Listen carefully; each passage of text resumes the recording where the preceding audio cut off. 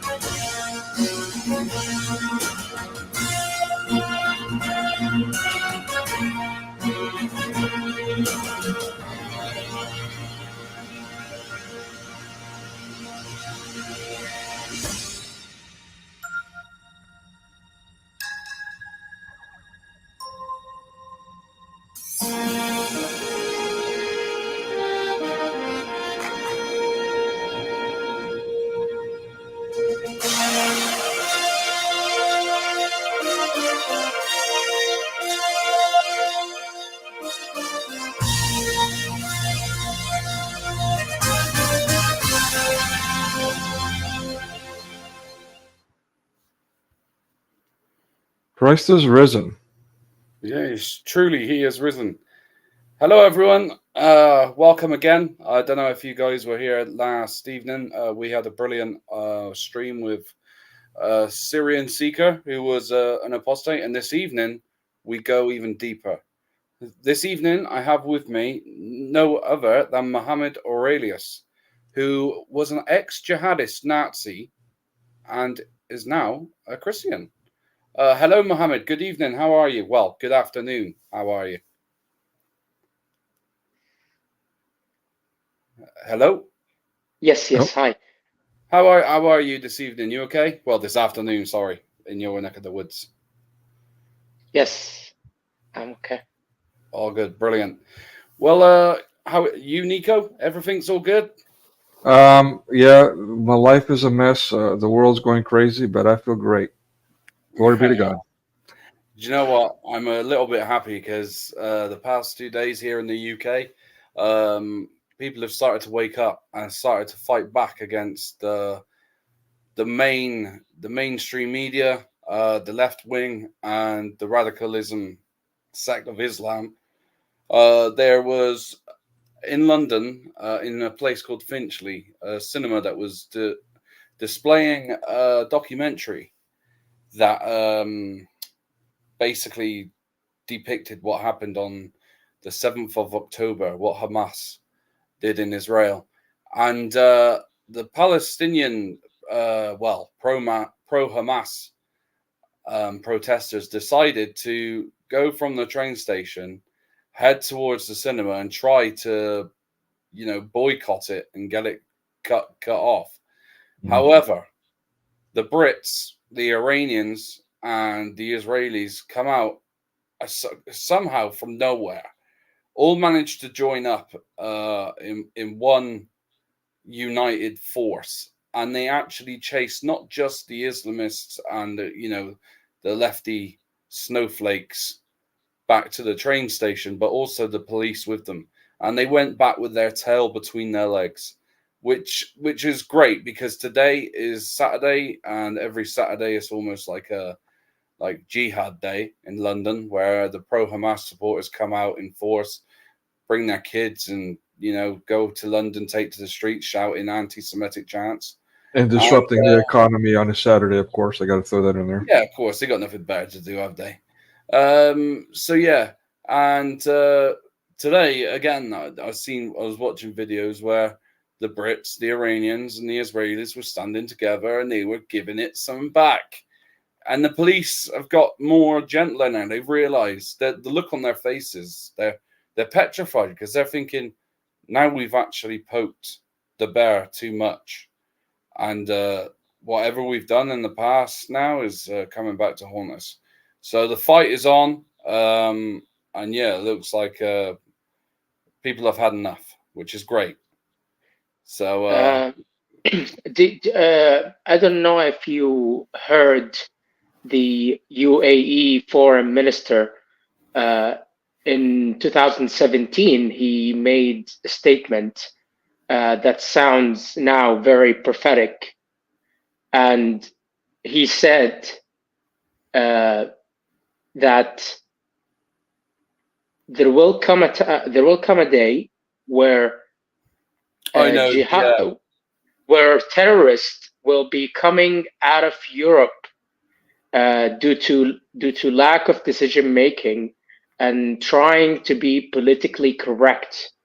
No one told you to be a racist. That's not it. But the thing is that you have to protect individual rights. You cannot sacrifice individual rights just because you want to respect someone's culture. That's utter stupidity. And it goes along the way of being unpatriotic. You don't really love your country.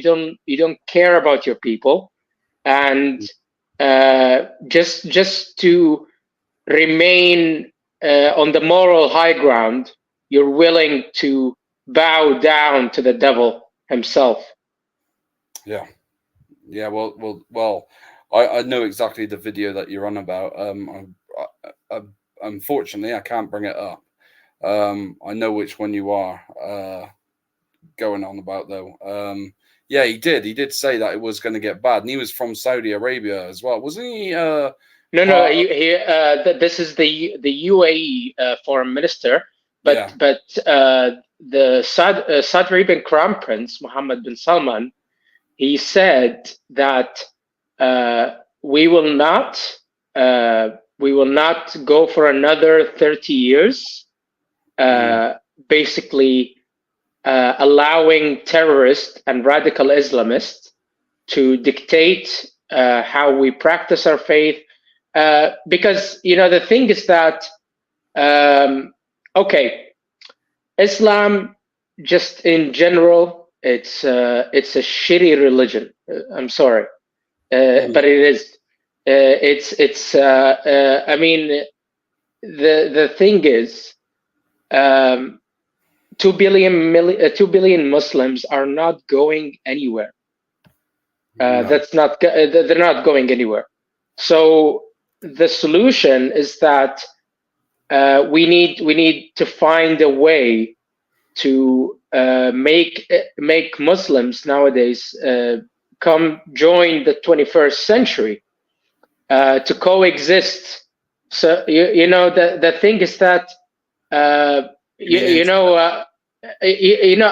tell you like one thing. There is this Muslim that said to me that, ex-Muslims don't exist.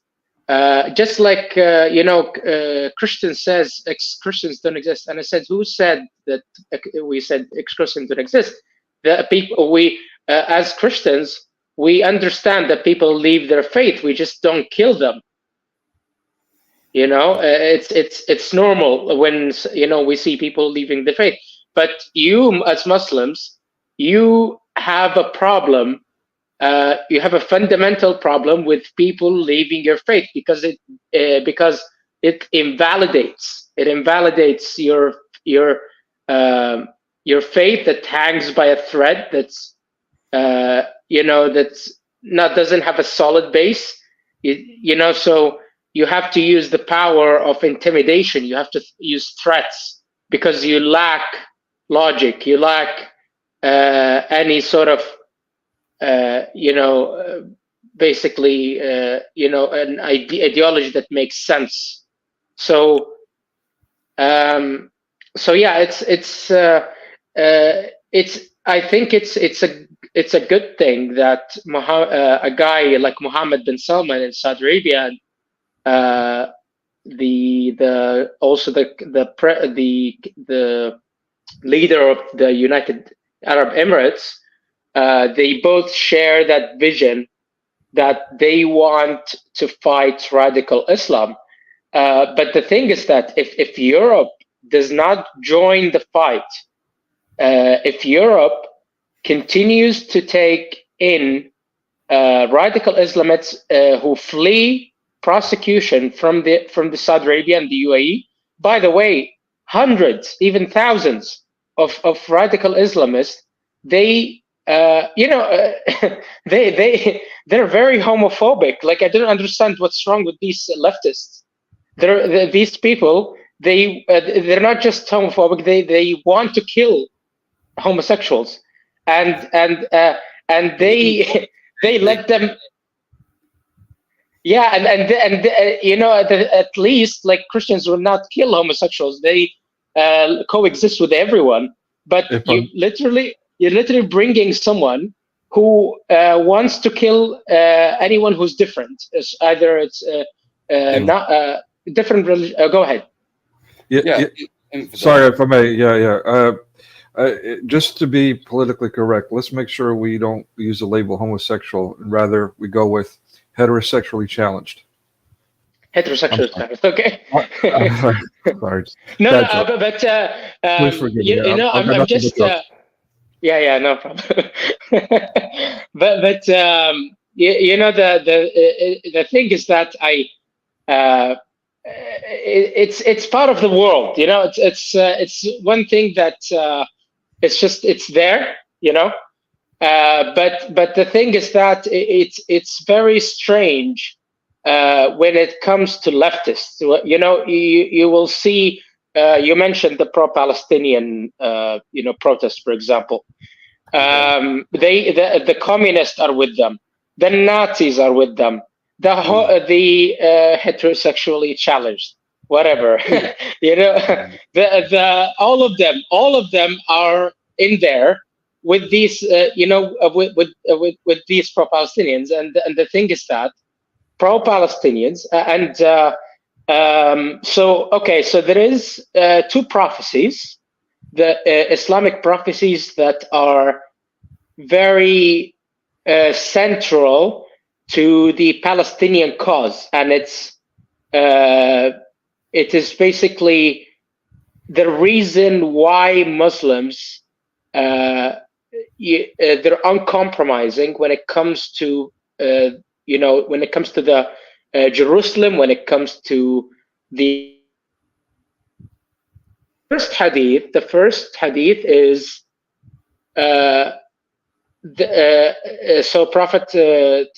Prophet Muhammad says that there's going to be a group of people somewhere.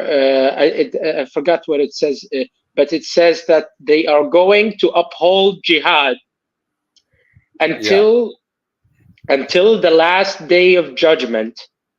And there is a continuation of the hadith where it says that they are near Jerusalem. So many Muslims believe that Hamas is that prophesized group. So this is not the first time. This is not the first time where a terrorist group gets linked to a prophecy. Actually, ISIS was linked to a prophecy where it says that groups, armies with black flags will come out of Iraq and Khorasan and that area, basically. So many people thought ISIS was the prophecy until the US came and crushed the shit out of them. and then the prophecy failed. So there's actually an interesting book about it. It's called When the Prophecy Fails. Yeah. But yeah, it's a psychology book. But anyway, so that's the first prophecy. The second prophecy is when the stone and the tree will speak and say, "O Muslim, O servant of Allah, there is a Jew behind thee. Come and kill him." And that hadith is actually in the Hamas charter. Yeah, it is. Yeah, the 1980, is it 82 or 84? Yeah, for Palestine. yeah. So they, so that's this is why it's kind of the whole Palestinian cause is dogmatic, and it's very dirty. It's very complicated, and it has created bloodshed and suffering in the Middle East. Yeah. You can ask any Syrian person what has Bashar al-Assad and Hafiz al-Assad has done to the Syrian people in the name of the Palestinian cause. No one, not a lot of Arabs really care about the Palestinian cause anymore. And the Palestinians are not very nice people themselves. They're very entitled. I've got two guys that grew up in Palestine on my socials, and one is quite famous. His name is Dor Shachar. He considers himself to be a Jew now, but he grew up, and there's plenty of videos. He's the one that just did the Prager U video, which is "Dear Infidels, a Message to America," which is a warning about how Hamas and Islam as a whole at the moment are creating and teaching these children at a very young age. They're creating these future terrorists to take over and globalize Sharia law, which is, eventually, in my own belief, which is the religion of revelation, is the one world religion where everyone will be kind of have their back towards God. And Muslims, they think they're worshiping God when really, if anything, they're probably most probably worshiping Satan.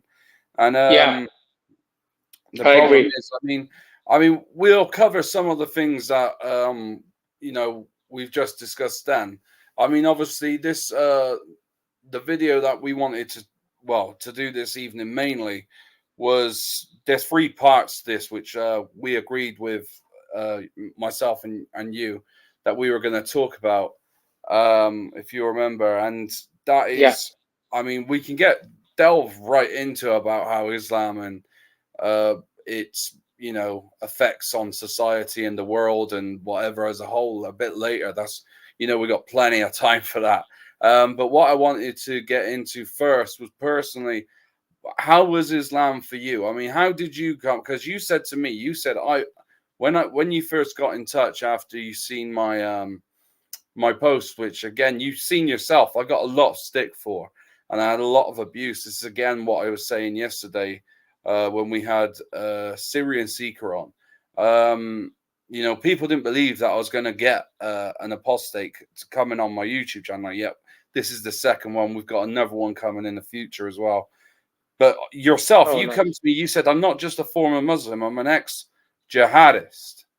And I was like, I want to, by the way, one of my friends, he disagrees. He says that a jihadist is a person who participated in jihad. And I just want to clarify it. It's actually even used in the UK. It's used to we also use it in Arabic in the same way. People who adopt the ideology of jihad. So there is another term, Islamist. So an Islamist is not the same as Muslim. An Islamist believes that Islam and politics are inseparable. So a jihadist believes that that Islam interests should be protected and advanced through offensive. So we're talking about defensive and offensive jihad. So basically, that Islam interests should be upheld by a forever jihad, forever. Because even the group that was I mentioned to you in the hadith that was talking about Hamas, the group that was mentioned in the hadith, they would be upholding jihad until the day of judgment. You see, so when I never went into war zones, but I nearly did. When I was 17, I was looking for a ride. The Syrian war just started. The civil war just started, and the mosques in Saudi Arabia, they were praying for Bashar Assad, for his regime's destruction and for him to be assassinated and so on. Yeah. And thousands Saudis went to Syria to fight. This is not the first time this happens. So you actually, genuinely considered that for a moment, did you? Oh, I've been considering to go to do jihad since I was 8. Wow. I was pretty suicidal since I was 8. Wow, and good word for it. Yeah. So here's the thing. Basically, sometimes these people are actually, they're suicidal. Their mental wellness is suffering, and basically there's no way out. So life is very difficult. Life is very painful, and you are tormented by different things, either by family, by society, tormented by Islam itself, because just the fear of hell. You in hell, you burn, and God replaces your skin, and you burn again, and it's very graphical. It's very graphical. And if if you were taught that just early enough as a kid, then that should really sear into your memories and gives you some nice nightmares. So it's multiple factors that came together, and it made me very suicidal since I was 8, and I listened to jihadi music. It was very popular at the time, and yes, so the lyrics are really they're very intense. It's like I'm trying to remember one of them. اضرب ضربتك المنتظرة واقتل ما شئت بالكثرة. Hit your strike your strike and kill as many infidels as you can. That's what that's what this nasheed, jihadi nasheed says. Can you do me a massive favor now, Mohammed, and explain to everyone, because when I say this, people will believe that I'm saying it just because I'm a Christian. But can you explain what an infidel is to the wider audience, to the wider public, for people who are not Muslim? Can you explain what an infidel is? So, kafir, the word which is the word that they use, kafir, which is infidel.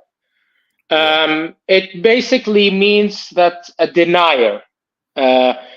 But basically, it's a very wide umbrella, especially if you're talking about Salafis, and they are so. I'll just mention that Islam, the Sunni Islam, has about 4 sects, 4 interpretations, 4 schools of thoughts. And the most radical of them is the Hanbali interpretation. The most radical, and then a mutation of the Hanbali interpretation came out in I think I don't remember what time, but Sheikh Ibn Taymiyyah. Ibn Taymiyyah. This is the founder of the Salafis.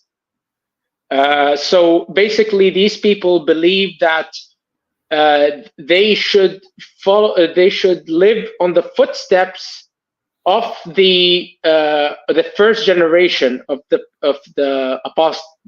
Prophet Apostles. Right. And so, anyways, it's a very exclusive club. Let's say you deny a hadith, you're an infidel. Let's say, well, you're a Christian infidel, Jew infidel, Hindu infidel, Buddhist infidel, and so on. But the umbrella extends. So we're talking if you deny a hadith, if you reject God. What about an atheist? What about an atheist? Oh yeah, that's a big ass kafir. So an infidel for me, right? Which is what I believe is someone who does not believe in Islam or its teachings, or accepts Muhammad as a prophet or as Allah as their God.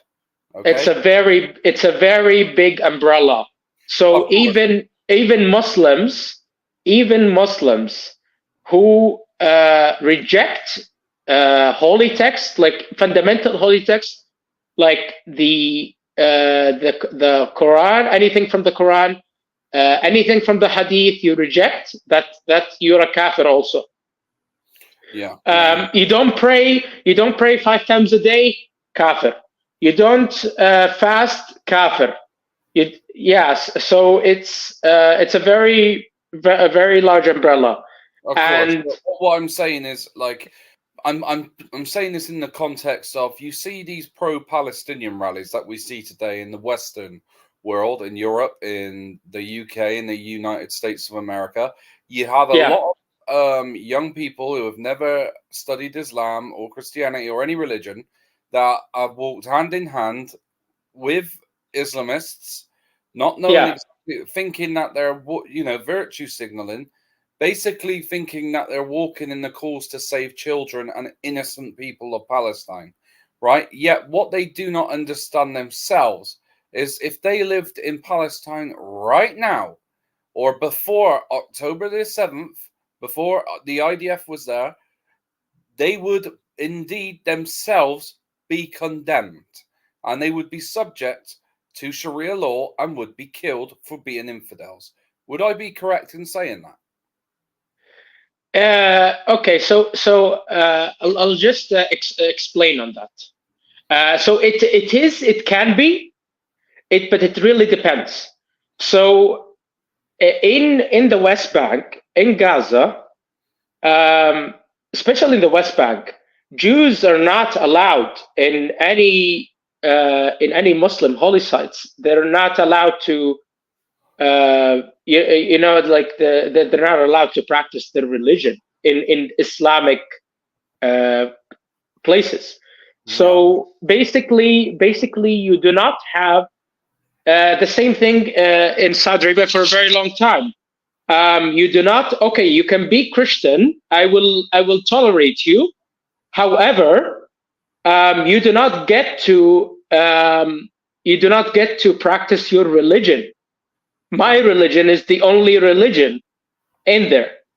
It's a very, very exclusive, exclusionary, sort of mentality. So there are, but let me explain. There are consequences. So now we come to kind of what would get you killed. So in an Islamic like country, in a country that employs Sharia, let's say Afghanistan, let's say Gaza. So in these countries, let's say you blaspheme against the Prophet Muhammad, for example. Yes, that will get you killed by either by the government or by vigilantes. And basically, there's plenty of vigilantes who will fuck you up. Basically for So if you're a Muslim and you don't pray, also dead. Heterosexually challenged, also dead, off the roof. So the thing is that there is many ways that you queers for Palestine already gone. So that's goodbye to them. Yeah, so they're gone.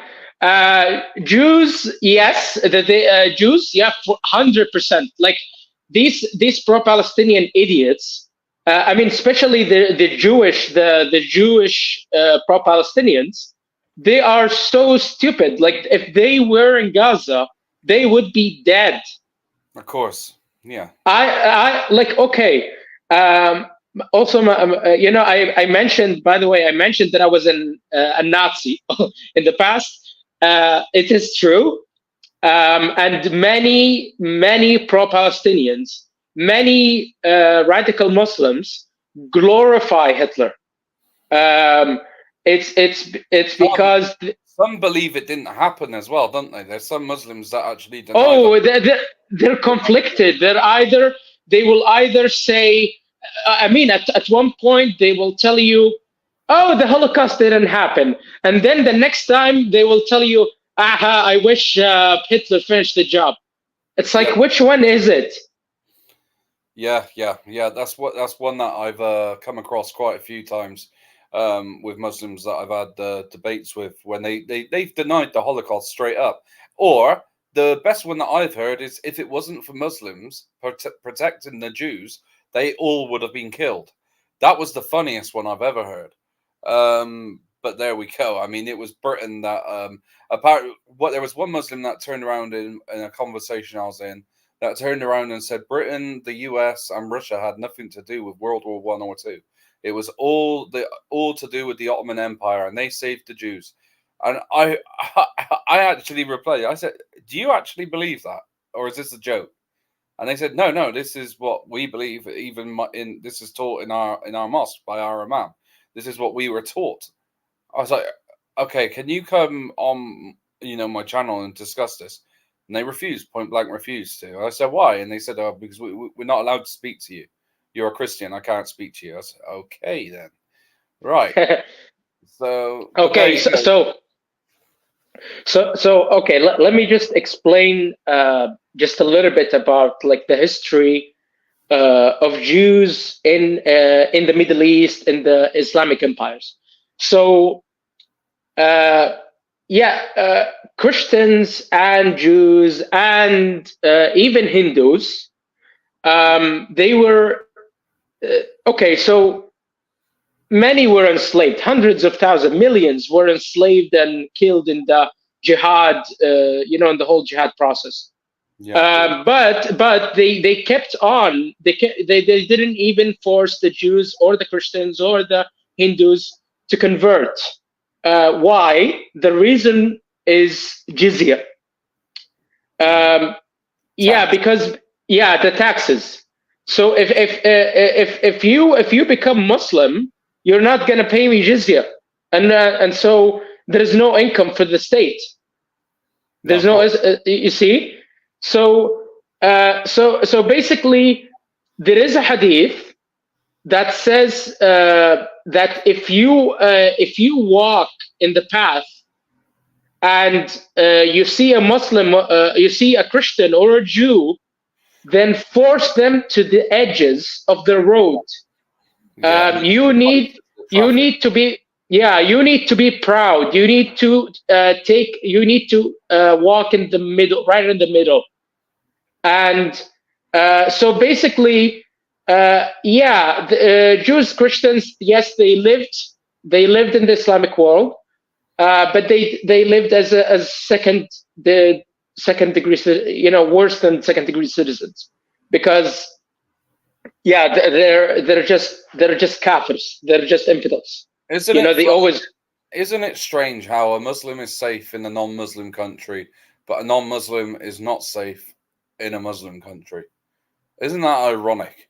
Yet you see this massive stream or sea, tidal wave, in fact, of illegal immigrants crossing over, invading our shores, not just our shores, but all of the Western countries. And you're telling me that something isn't going on? I mean, come on. Something there is definitely going on, but that's for a different day. Like I said, we want to try and stay on topic as much as we can here. So, okay. With yourself, we of course now we know that your opinions have changed, your faith has changed. Your whole life has changed since coming to Christ. But let's take a little visit back down memory lane where you were jihadist Nazi, and can you explain to the audience what your beliefs were about Jews or infidels, and how far were you willing to go with your faith? And yeah, we could start from there. And basically, why did you have that? And were you born into that kind of radical Islam, or is that something you decided to choose and revert? Yeah. Okay. So let's go back a little bit to my childhood, and I will just mention the relevant experiences to demonstrate how do you make, because that's a very important question. It's very useful to know how the hell do you create a jihadist, a person who's a menace, who's they walk and they leave destruction in their wake wherever they go. I call a true Muslim. That's what I call is a Muslim that actually acts its faith. Yeah, basically, that they don't apply 20%, 10%.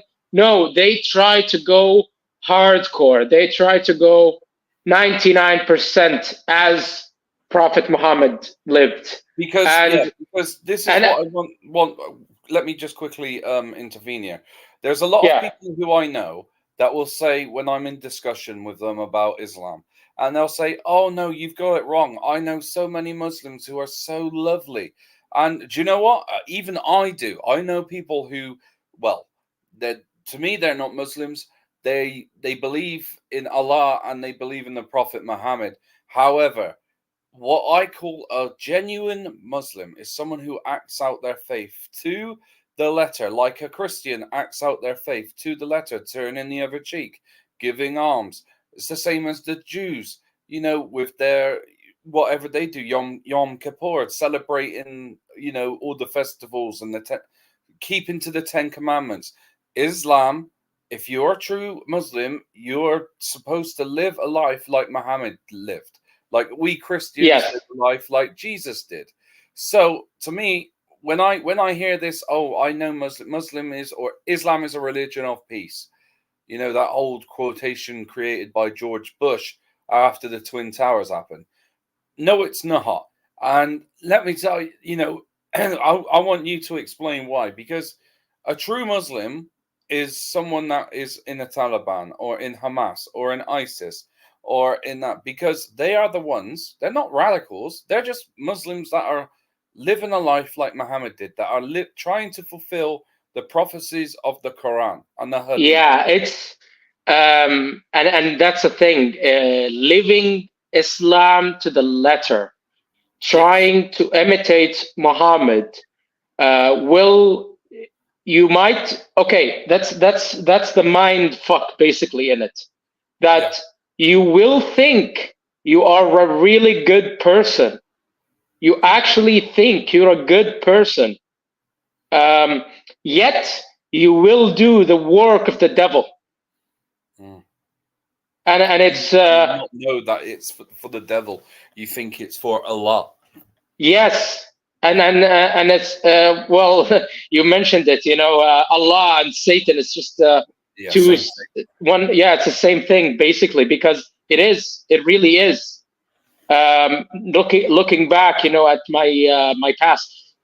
So without further ado, let me get into, you know, some of the early memories. So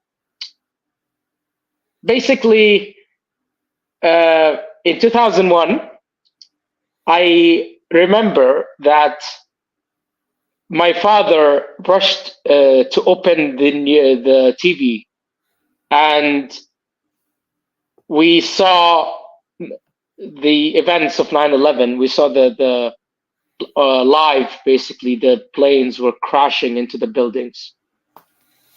And I did not understand it really. But what I began hearing later, because I was 6 years old, 7 years old at the time. There is a sense we are being, as Muslims, we are being targeted, and that's a part of the paranoia that Muslims have from the teaching of the Quran, and that لَتَجِدَنَّ أَشَدَّ النَّاسِ عَدَاوَةً لِلَّذِينَ آمَنُوا الْيَهُودَ وَالَّذِينَ أَشْرَكُوا. You will find that those who are most hostile to Muslims, Jews, and those who Jews and pagans. But then he says that one second. Just sorry. No worries. Yeah, I was just having yeah. Oops. Okay.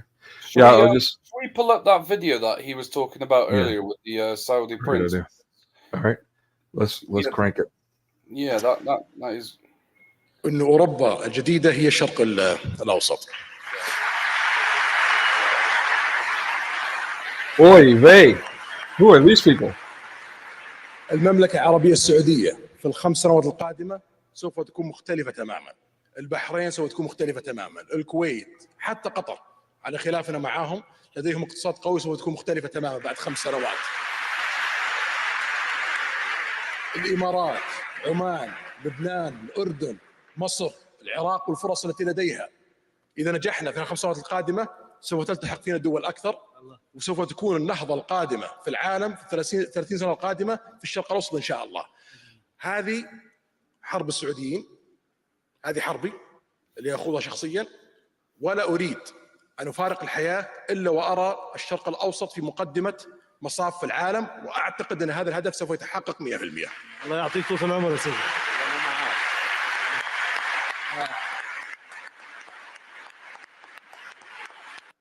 I mean, is it just me, or is the clapping almost like a laugh track? You almost want to clap with them.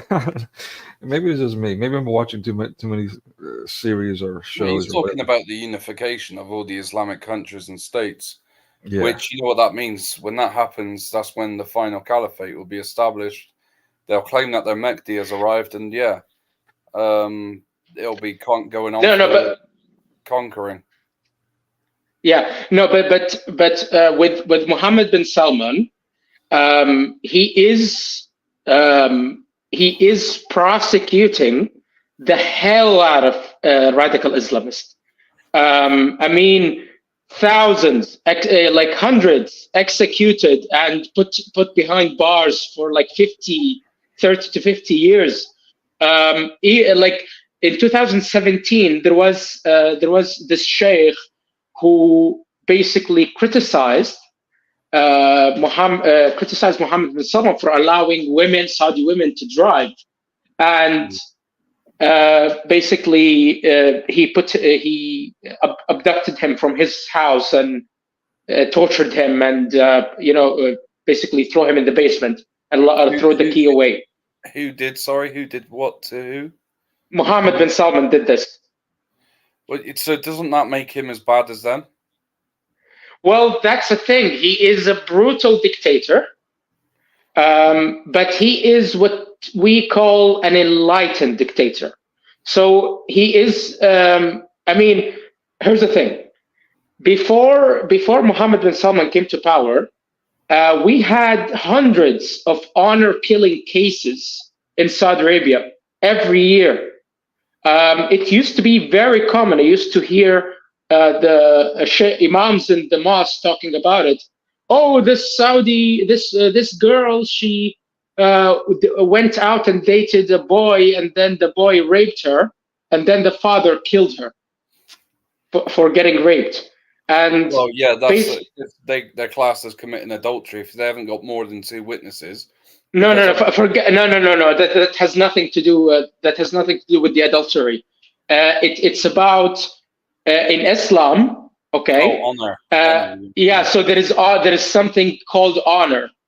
Yeah. And basically, you are supposed, as a man, you are supposed to feel jealous for your women. You're supposed to, be hovering over them.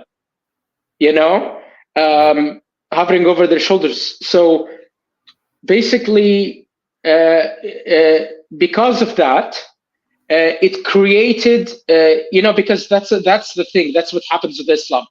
Many things in it gets used, creates monsters, creates freaks of nature in terms of practices and traditions. And so one of the consequences of Islam, of Salafi Islam specifically, that in Saudi Arabia, that it created honor killing in the Islamic world, in the entire Islamic world. So basically, whenever a girl sleeps before marriage, for example, and the parents find out, they will kill the girl. Yeah. Even if she doesn't, sleep, if she gets raped, gets killed. So anyway, we'll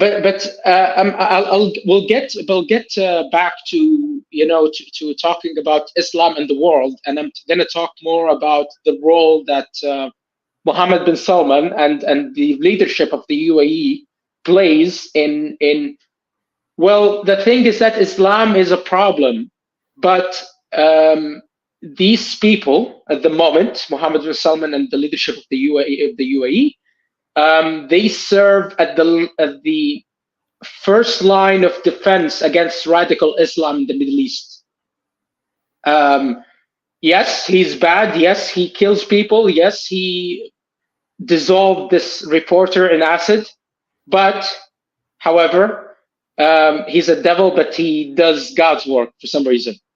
Anyway, so let's go back to basically the jihad, the creation of the jihadist. So one day when I was 8, so the thing is that I was. It was a very bad upbringing, and my mother didn't really give a shit at all, and she was very abusive and all of that. But her not caring forced me into basically going to the mosque, and I was memorizing the Quran. In fact, I finished memorizing the Quran when I was 15. So it's pretty religious. But before that, so that was the beginning. The beginning was that I got pushed into an extracurricular activity that was Islamic related, that was memorizing the Quran. But I was not radicalized, because I was radicalized at some point, but I was not radicalized by the mosque community. They were okay people, but my family, they were the heart of radical Islam in Saudi Arabia.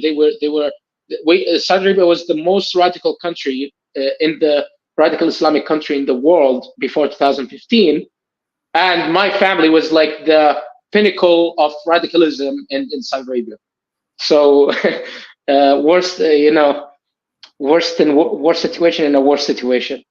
And anyway, one day, so I was 8, and I was listening to this cassette player in my room, and I was listening to a song by Mohammed Abdu, which is like a very famous Saudi singer.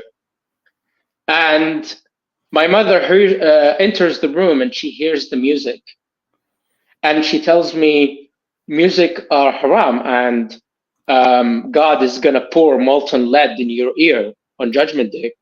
Wow. And I was like, okay, fuck. Okay, so I told her, so what should I listen to instead?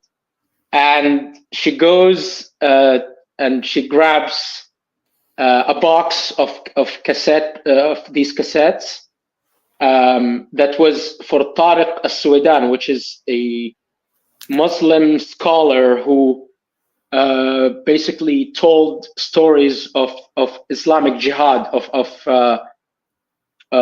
Islamic conquest, basically through the Islamic empires. Yeah. So Omar ibn Khattab and Abu Bakr and Uthman, they did plenty of jihad, and they conquered the shit out of everything, and they collapsed the Persian Empire. They just went crazy with the jihad, and I mean they were the true Muslims, right? After all. So basically I used to listen to these stories, and I was here's the thing. I used to get my ass whooped like very, very badly, as a kid. And usually that sort of upbringing, there is a book that's called Hurt People, which is an interesting title, but it means that for you to become a creator of pain, you must experience it yourself. And then when no one validates your pain, when no one says, here, and everyone tells you that your pain is justified and you deserve it, then you really stop empathizing and sympathizing with others. So no matter how much suffering you see in the world, you will be numb, and you will, because that's the thing. You cannot give validation if you cannot give it to yourself, if you don't have it for yourself. So that's the thing. This being kind of subjected to pain on a regular basis, weekly basis almost, basically it made me, because I could not beat the shit out of my mom. I could not get that anger towards her. So instead, I became angry at the world. At the world, yes. So I became angry at I began watching the news, and I was angry at America. Then I was angry at Israel. Then I was angry. So it's basically displaced. You displace all the pain. Because you have to, we are human beings. We're very vengeful creatures. We don't let shit pass. So the thing is that you just suppress all of that, and then you displace it. I can't do anything to my mom, because if I do anything to my mom, I would go to hell. That's the thing with Islam. that it doesn't really like, okay, wipe your ass 3 times, enter the bathroom with your left hand, with your left feet. Yeah, all silly things, like everything is just silly. Sleeping on the right side, and but okay, it's when it comes to family, when it comes to raising children, why don't you tell parents to be nice to their children? No, he would not say.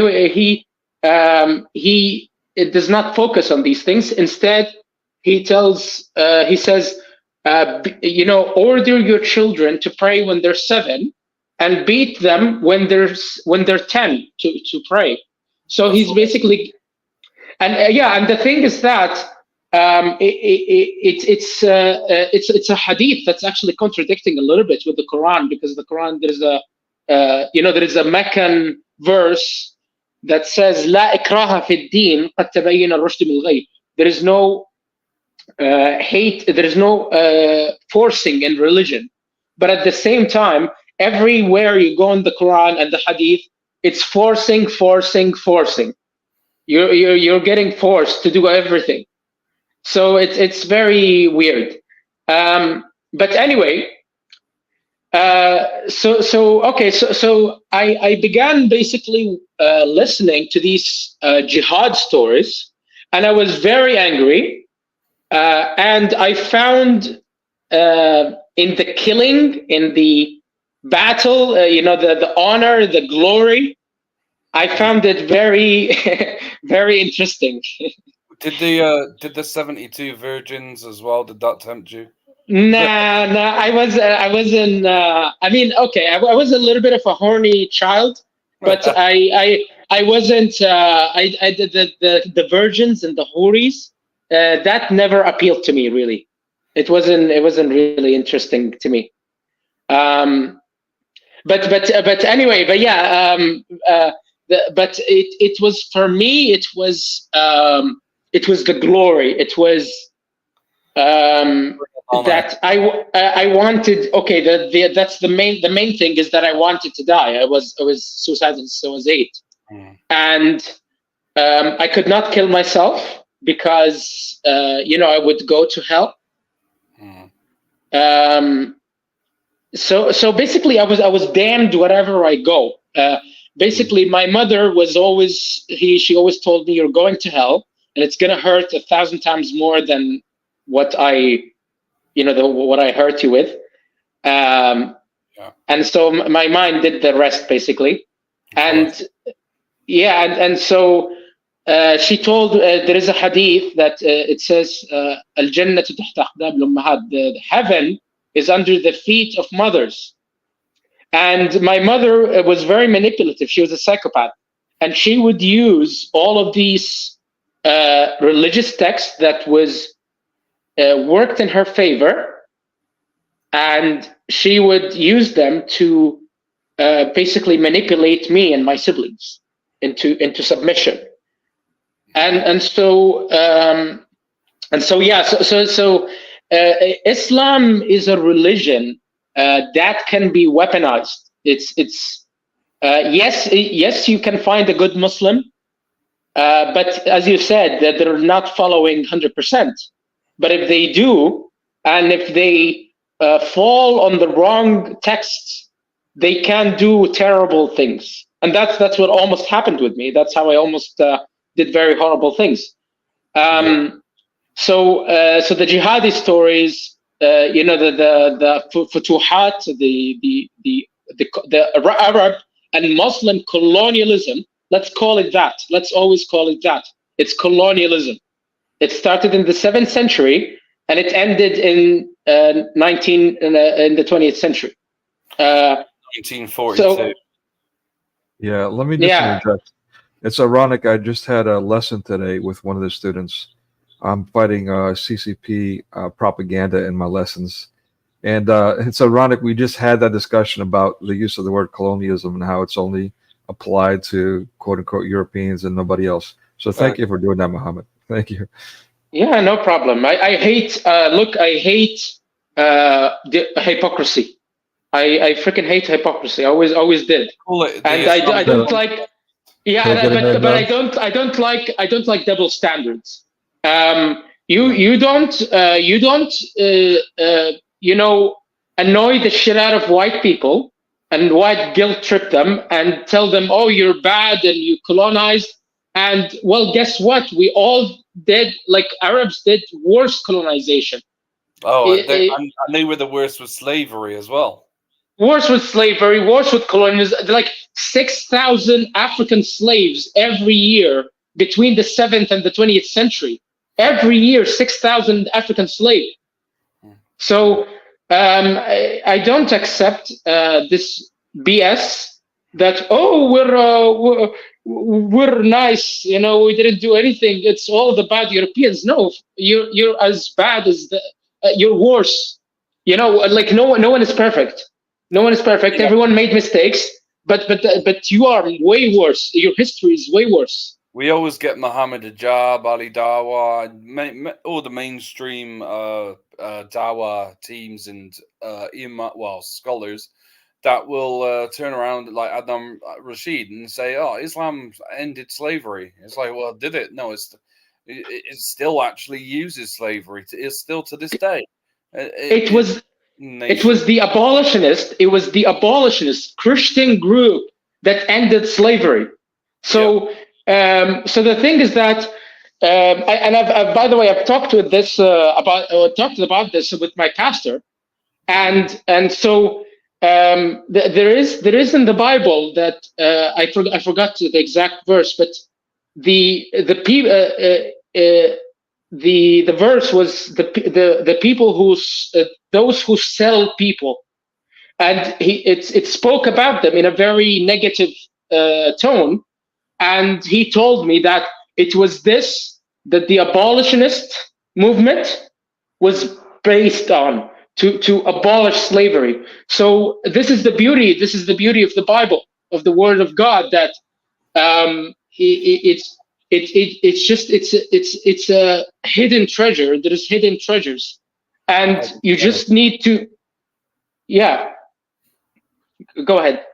There's many, and is a lot of people seem to forget about. There was literally thousands of Royal Navy British soldiers that died at sea whilst trying to fight piracy and fight against slavery, trying to save the slaves. And yet at the moment there's this the critical race theory that they're teaching in schools, where they're trying to almost make the white person, male or female, feel guilty for being white and feel ashamed for. Yet we have nothing to do with it personally. You know, we weren't there. And yeah, like that's the thing. You can't tell me as an Arab I am responsible, you know, for all the Arab colonization, and it's the same thing with you. I cannot say that you CP, you are responsible for all the all the black slaves. Like that is crazy. But even if we say okay, let's say it's an inherited burden or something, but everyone did it. What are you talking about? of course, like this is trying to rewrite history as well at the same time. They're trying to like rewrite certain topics. They're writing people out of things and blaming other people for other certain atrocities, and you know, convincing people things that didn't actually happen, just to, you know, create their own narrative. And it's sad. They're tearing down statues. They're replacing them with other statues of, like, you know, foreign culture, you know, which has got nothing to do with any of our heroes. And we're not our heroes anymore. I'll tell you something. In Russia, there is, you know, like it's a shitty country, but they have Muslims, and Putin once said that if you come to Russia, you do not bring your culture with you, and it's fair. It's not racist. It is absolutely fair that you you know, and they will tell you, oh, but the British went went and colonized. My God, like if I right now, okay, if I open my house to you right now, and you go in, and then you start like burning my house, and you tell me, oh, your grandfather like took the said fuck you to me or something, fuck you to my grandfather, and it's like what? Okay, well, what did you come to my house? Why did you come to my house then? So the thing is that many nations are not even trying to do the right thing. Okay, in the Arab world, we are not trying to do the right thing. We deny. We say we're not wrong. We're not. We didn't do anything wrong. But you look at the West, and you find that Europeans are at least they're being self-conscious about their effect, their impact, and what they did, and what they and it's unprecedented. No nation in the world does it. No one does it. So it's so credit must be given when it's due. And the other thing is that we have in the Arab culture, some there's some good, some bad things, but some of the good things that we say that a generous person, if you are generous toward a generous person, you own them. It's an exaggeration. It means they are so indebted to you. They feel so grateful that you basically own them. But an asshole, or an ungrateful, an ingrate, if you are generous toward them, you only have yourself to blame, because you do not act generously toward a person who does not deserve generosity. So yeah. I cut you off. I apologize. I just interject. I kind of feel bad. I feel like I might have sidetracked the stream here with this discussion. But I love the fact that you pointed out again that no other nation does that. And I don't think some people, because I'm going to argue mass media, and it's been my life's goal, or it's become my life's goal to expose mass media messaging. Hence the intro video, mass media in 2 minutes, which I'll play again at the end. So, but I find it also interesting in this discussion that Russia also is not considered colonial, even though it too, I mean, just like pretty much every other nation on this planet in world history, is also guilty of quote unquote colonization. And yeah, I mean, yeah, they took over. They took over Siberia, for example. It wasn't for them. Yeah, I mean, and it goes on. So, but yeah, forgive me if I've sidetracked this stream. I apologize. Yeah. But no. We should do a stream on this though. A future stream about this topic. If we will, we've got so much to cover. I mean, the main fault. Well, the first part of this whole conversation is obviously discussing your apostasy journey, and the importance of this, Mohammed, which I'm sure you can understand, is it's what I was hitting on last night with Syrian Seeker. Is Islam is not just a religion that you can just take part of and then leave when you want. It's not something that you can choose. It's not something as easy to leave. It's your life, it's your family, your friends, your job. It's absolutely everything. And there are many Muslims in this world that I truly believe, that do wish they could leave, genuinely, deep in their soul, do want to escape, especially women. And they don't know how to even start that journey. And my goal for getting people like yourselves on this stream is to try and encourage others to speak up or speak out, stand up and find their voice. And if they can, at the same time, find the love in Christ and the courage that the gospel will give you of not to worry about your bodily life here on earth, but to if you lose your life for the truth, that is better than living a life that's in a lie, basically, just or fear, more fear. And if there are Muslims that watch streams like ours and decide they want to come and have a chat, or whether they want to even start inquiring about Christianity, then this gives them a viewing platform of where they can think, well, I've got a safe place to speak. I've got a safe place to come now. Yeah. Do you? Okay. I'll tell you something. Do you know why?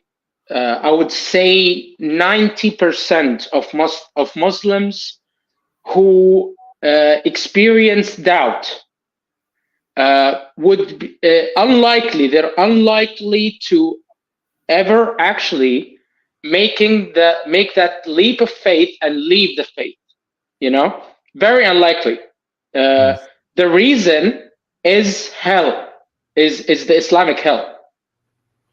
I'm not exaggerating. This is not. I'm not oversimplifying.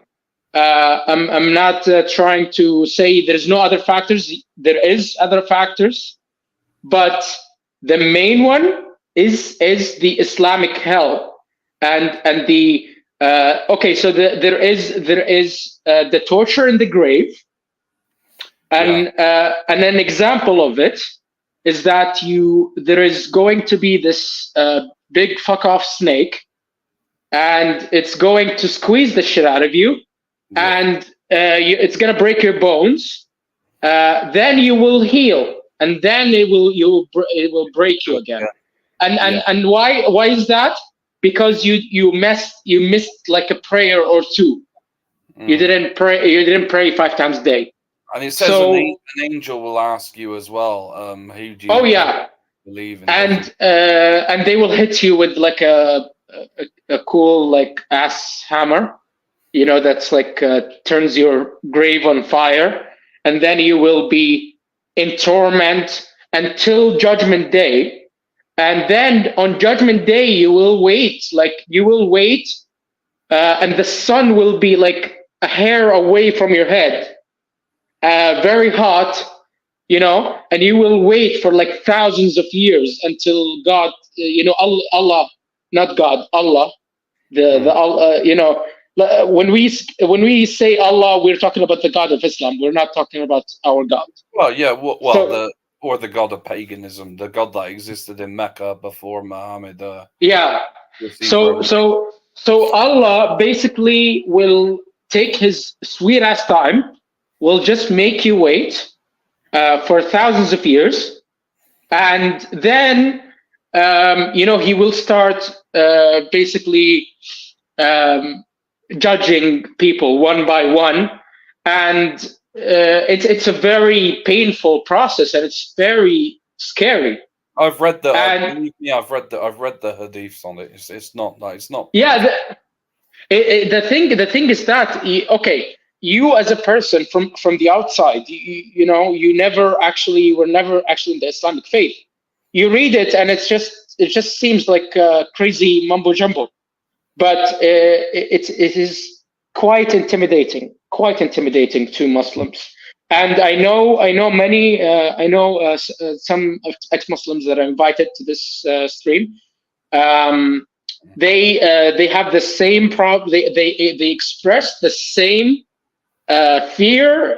I remember one friend before he left Islam, he's an atheist now, but before he left Islam, he was telling me, what if we die and it's all true? And that's the thing, that they're afraid that I told him that if that Allah is real, humanity is fucked. We not just Muslims, everyone. We're all fucked. Like, if that God is real, he's a sadist. He's a psychopath. And so don't be surprised. Don't be surprised. I think more than anything, he's more of a figment of Muhammad's imagination. And that's one thing that I encourage Muslims to start also challenging. They need to start opening their hearts and their minds to something else. Challenge, critique. You need to take the leap of faith, because it's that jump. You make the jump. Okay, it's scary. You might get there is a possibility you might get smited by Allah. That's what you're afraid of. Your life would be just derailed and be ruined by bad luck and misfortune. So all of that haunts you, because Allah will not just he's not just going to torture you forever. He's going to make your life right now a living hell. That's the promise. And so it's a very, very vindictive God. And so this is the interesting part, where I tell you how I actually came to take the leap of faith after 27 years. After 27 years of being Muslim. Yeah, we'll do that, and then we'll go on to Islam and the world, and can we get along? Yes, of course. So that's the thing. Until I was 27. At 19, I stopped praying, because I left Saudi Arabia. I came to Canada to study, and I thought that if my mother hates me and says I'm going to hell because she does not approve, then, and she told me that when I was leaving Saudi Arabia, she told me you're going to hell again, and just randomly. She liked to gaslight. And she's very manipulative, and she's talking to a child. Okay, because when I am talking to my mother, I'm not me grown up Muhammad. I am child Muhammad. But that's when you are around your tormentor, you're in a different mental state. Yeah. You're less logical, and so you tend to believe a little bit. And so if it was in your head that this person is everything, and God really cares about, Allah cares about what she thinks, and she proved it to me, with Islamic text. She manipulated the Islamic text to convince me with that. And so she told me repeatedly, and she told me that when I was leaving, that she was not pleased, and I was fucked. So I thought, okay, I'm going to hell anyway. I might as well enjoy. I drank, I smoked, I fornicated, I did everything, that the Muslim faith prohibited. Most of them still do anyway, but yeah, go on. but for me, it was I was very religious, I was very conservative, and then eventually I said, fuck it. And I basically became a big league sinner. And so anyway, so until when in 2020, so when I was 27, my little sister calls me, and she delivers a very awful news that my older sister was raped by my uncle. Wow. So this uncle, I looked up to him, that asshole. I thought I memorized the Quran because I wanted to be like him, Yeah.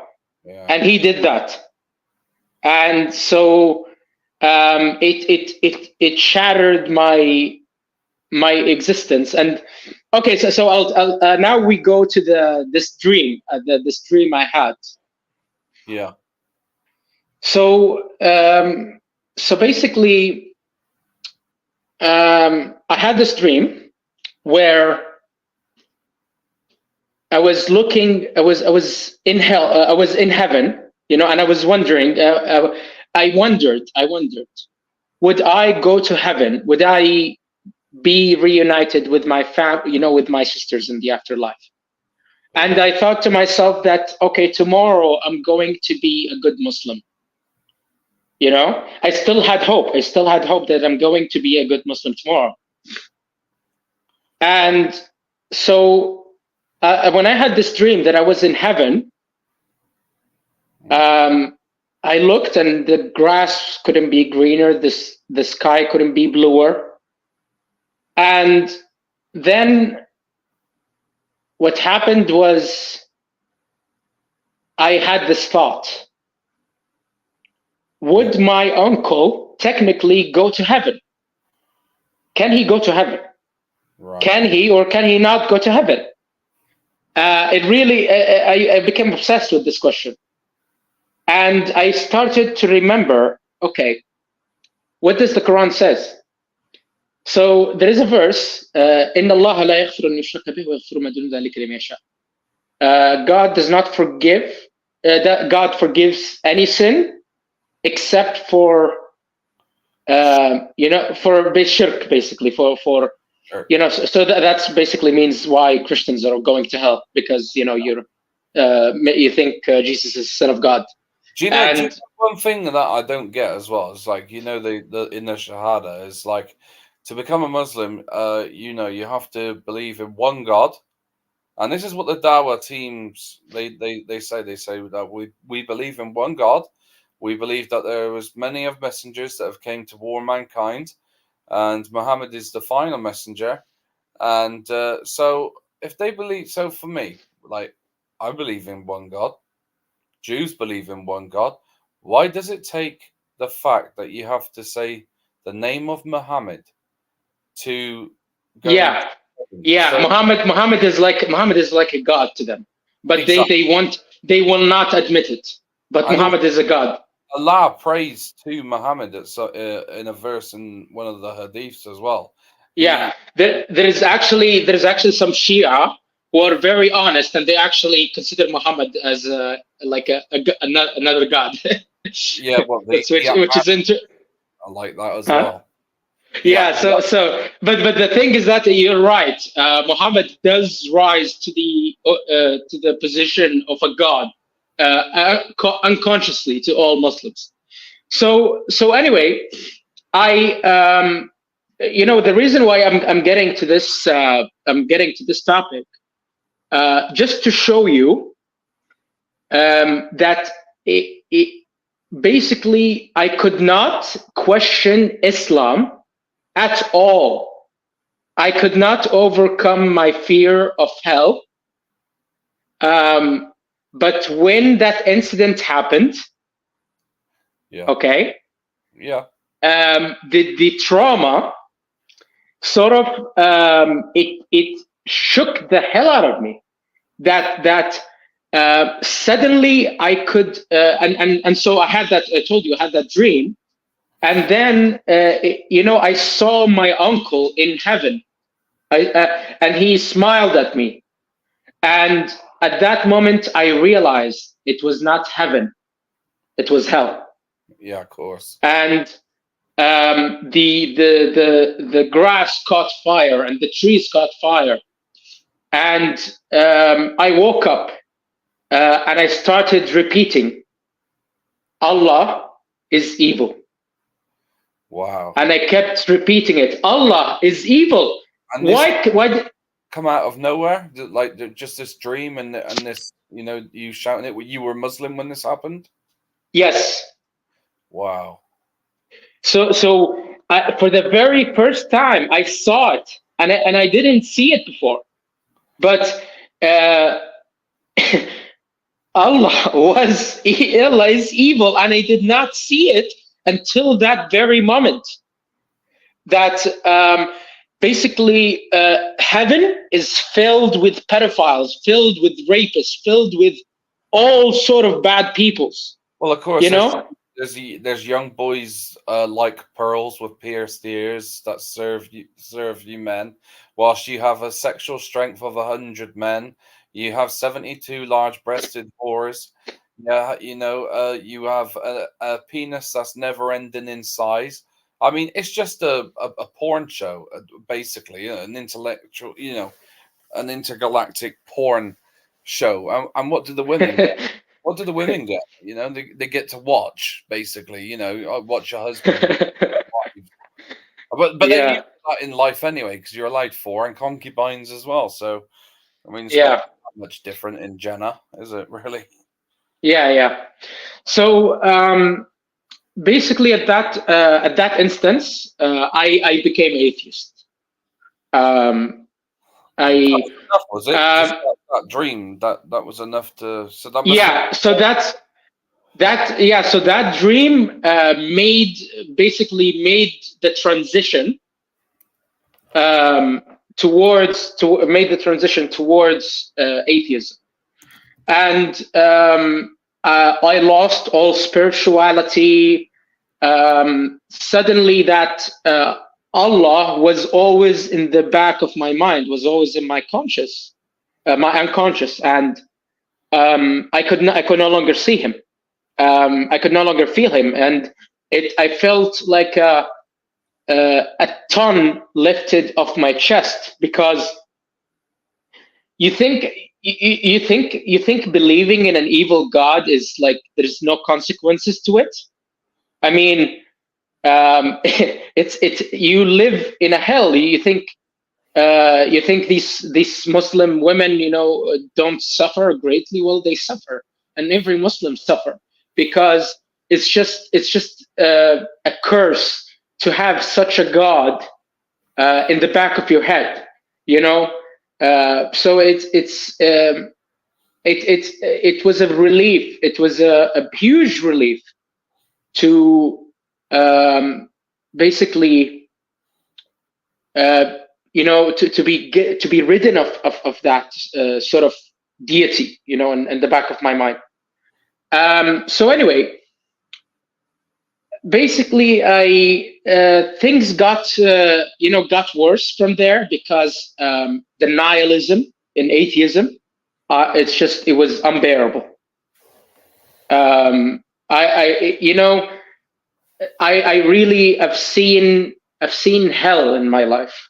I've seen hell, and it was very uncomfortable theory to say that everything is random. Yeah, I mean, it's silly. It is silly to say that everything is random, but it is as to say everything is silly, everything is random, which is like the basis of what's atheism is that there is no deity, there's no creation, there is no intelligent design, and that sort of thinking is kind of destructive, because it's nihilistic.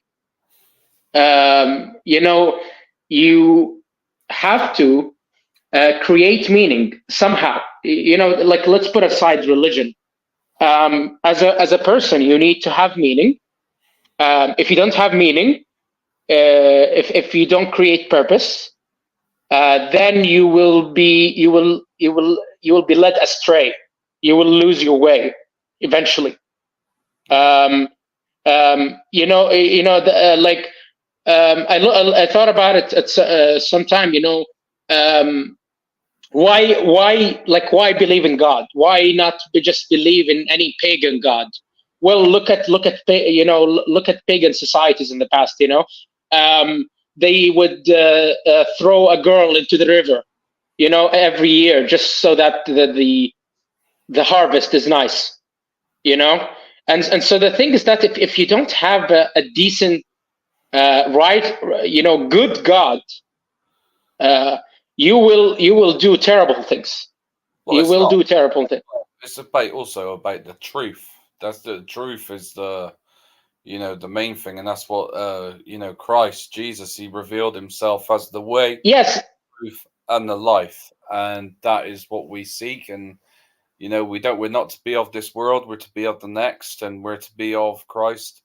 We give everything of us to Christ, including our burden for him to carry, which he already has. And Yeah. although, you know, all the things that are happening and playing out in the world today as it is, we already know and have faith that Christ is already victorious. He already has won the battle against Islam, against the left, against, you know, atheism, against everything that is completely anti-Christ or anti-God-like, if Yeah. holy, if you would say. Yeah. Yeah. I mean, Yeah. how do you feel, you know, can we get on? Can Islam get on with the rest of the world? Not as in respect. Before I get to that, let me just. You're gonna like this story. This is how I got into Christianity.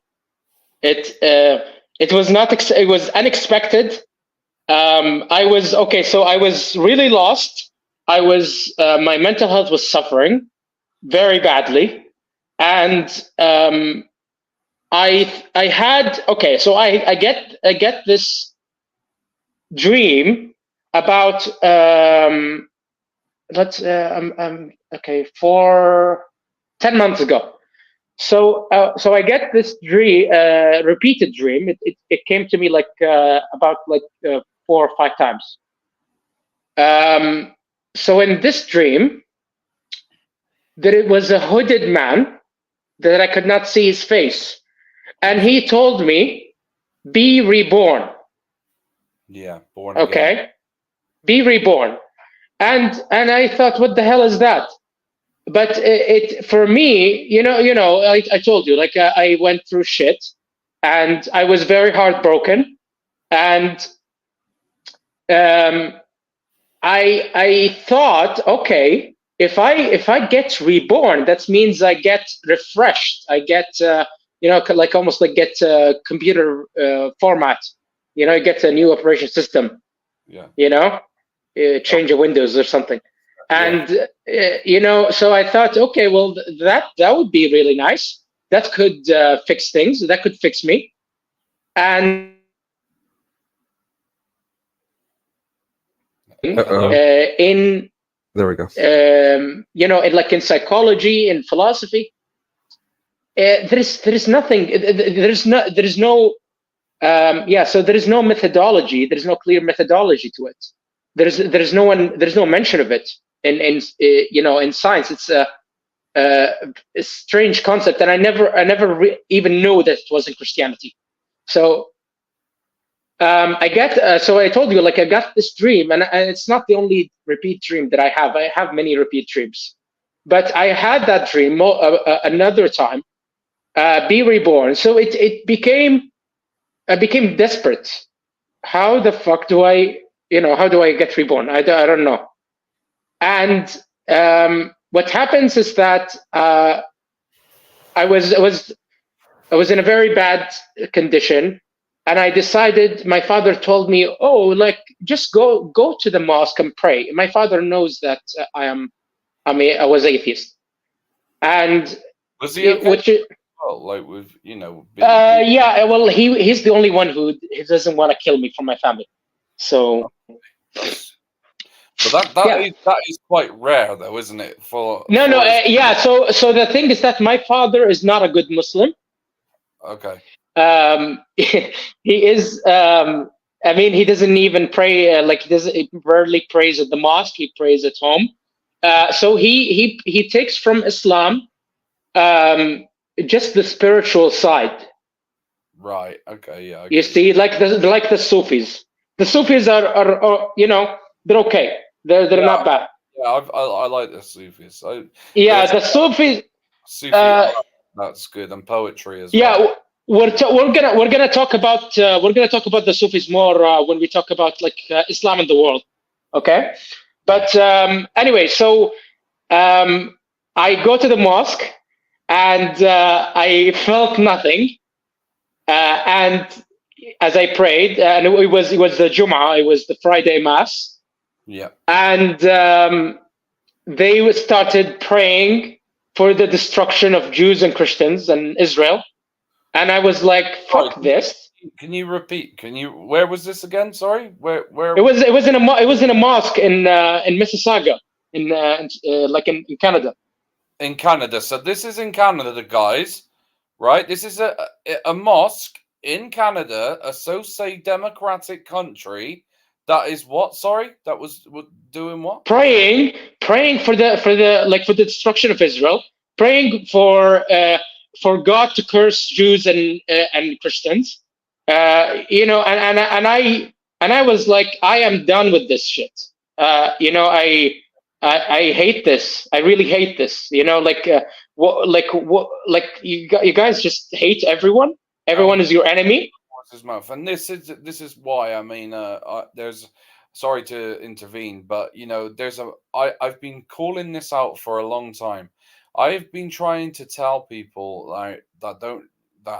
mainly atheists, the modern, person of today, millennials mainly, that inside these mosques, the imams are talking about us behind our backs, about what they want to do to us, how much they hate us, and because there's verses that say, speak to them by all means. You can love them with your mouths, but hate them with your hearts.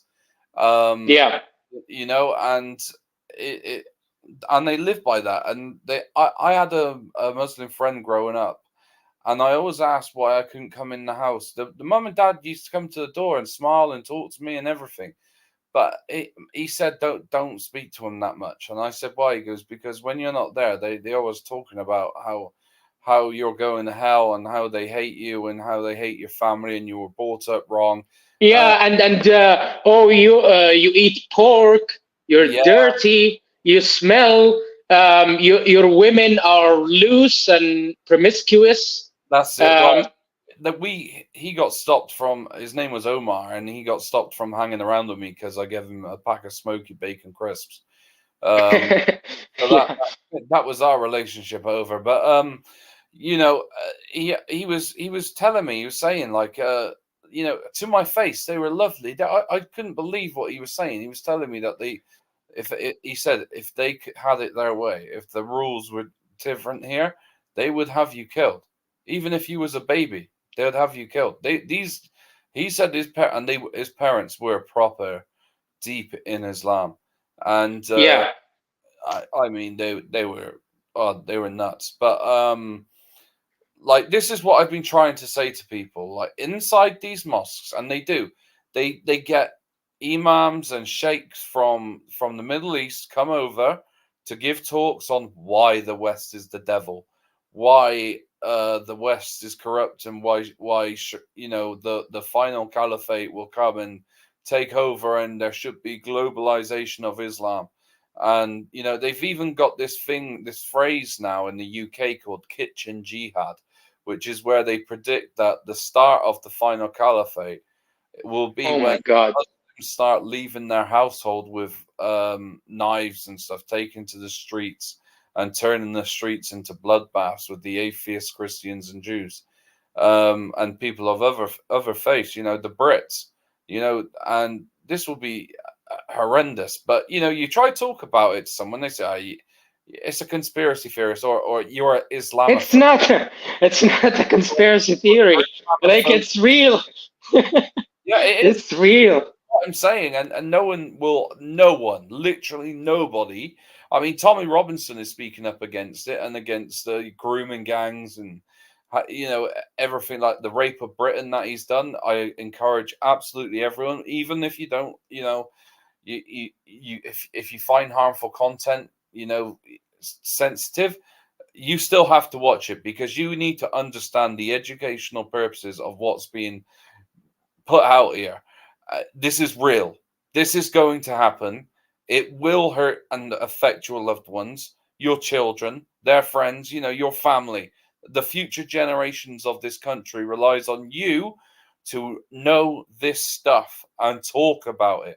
And if you get called an Islamophobe, if you get called a far right thug, or whatever people want to call you, let them wear it with pride, because at the end of the day, if you're standing and speaking for the truth and protecting your nation, then that's what matters most. And this is exactly what you just Elon Musk, by the way, said I hate those people who want to look right but will not do right things. Exactly. Yeah.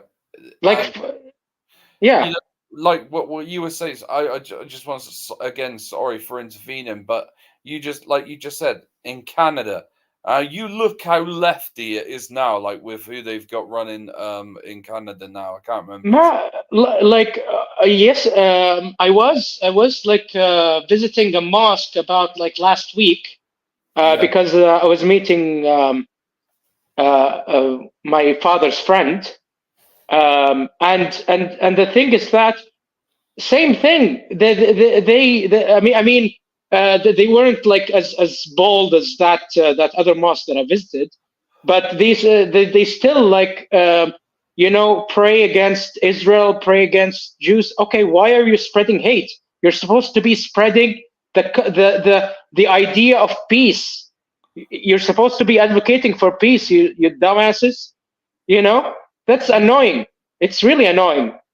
But anyway.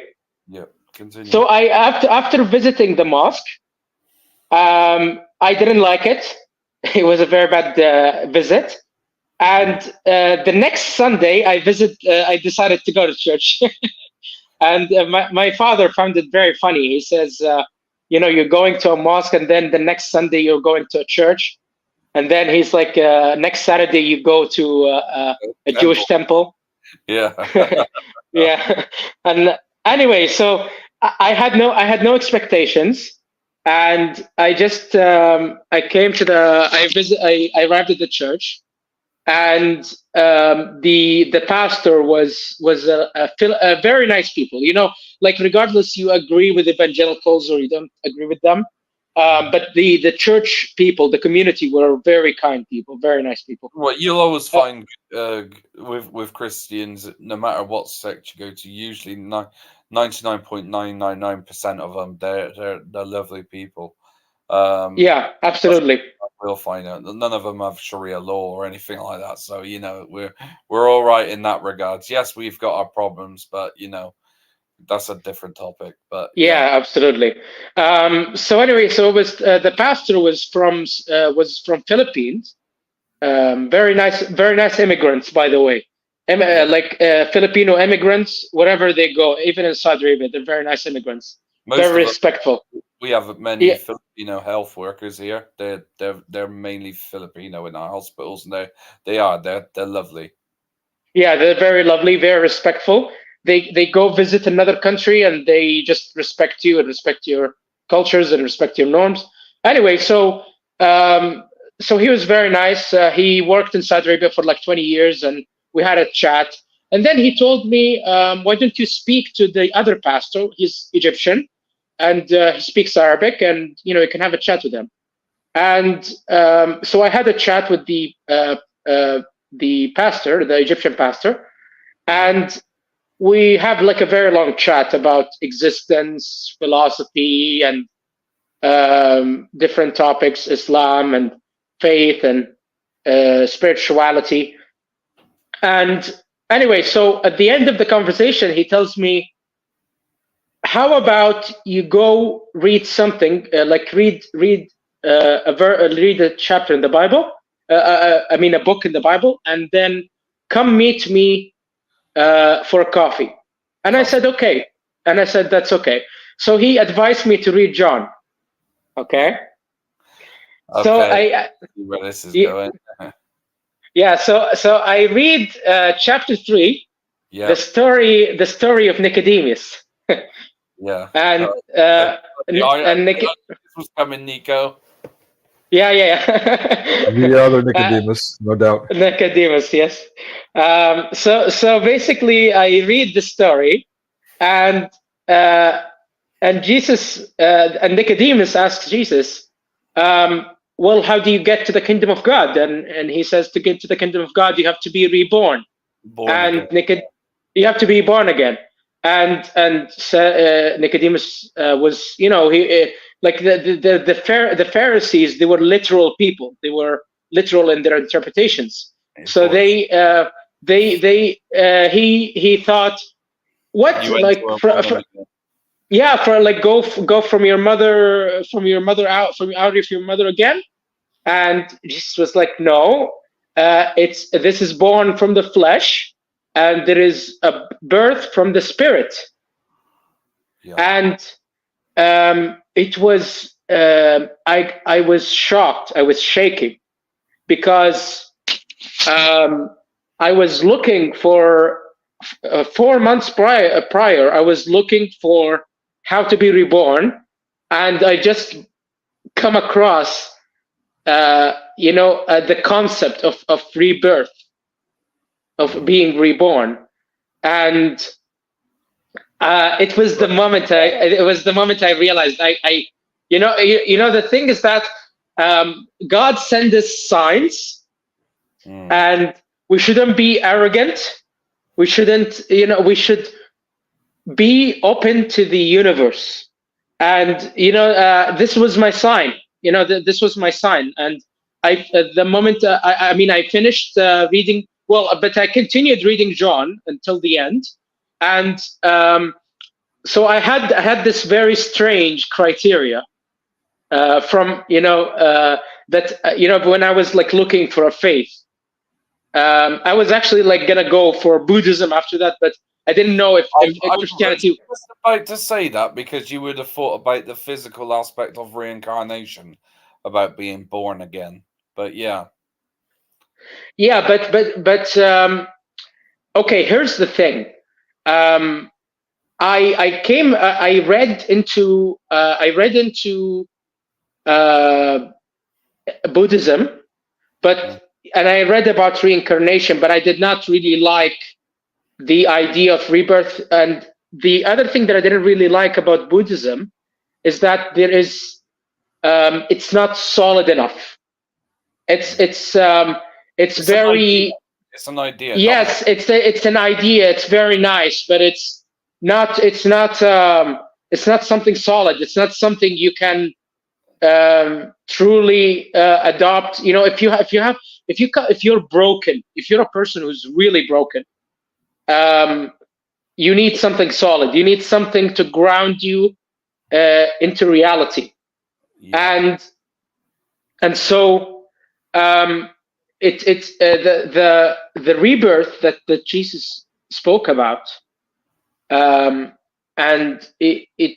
I came back to so I'll tell you. So I had a condition that any person, any religious leader I would follow, that religious leader I must be able to trust him or trust her or whatever, trust him with my own 6-year-old daughter if I had one.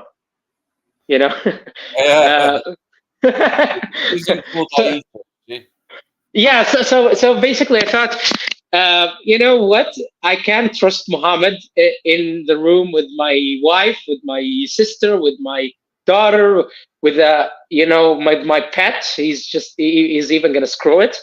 And so yeah. So I came across a verse in the Bible where Jesus, in John also, or was it in Matthew, where Jesus says that a person who looks at a woman desiring her fornicates, and he says if you can't stop yourself, maybe you should remove your eye. And I'll tell you why I liked it, because we're talking about a feminist, like a very progressive 20th century humanism, where Jesus tells you, do not look at a woman as a piece of meat. Yeah.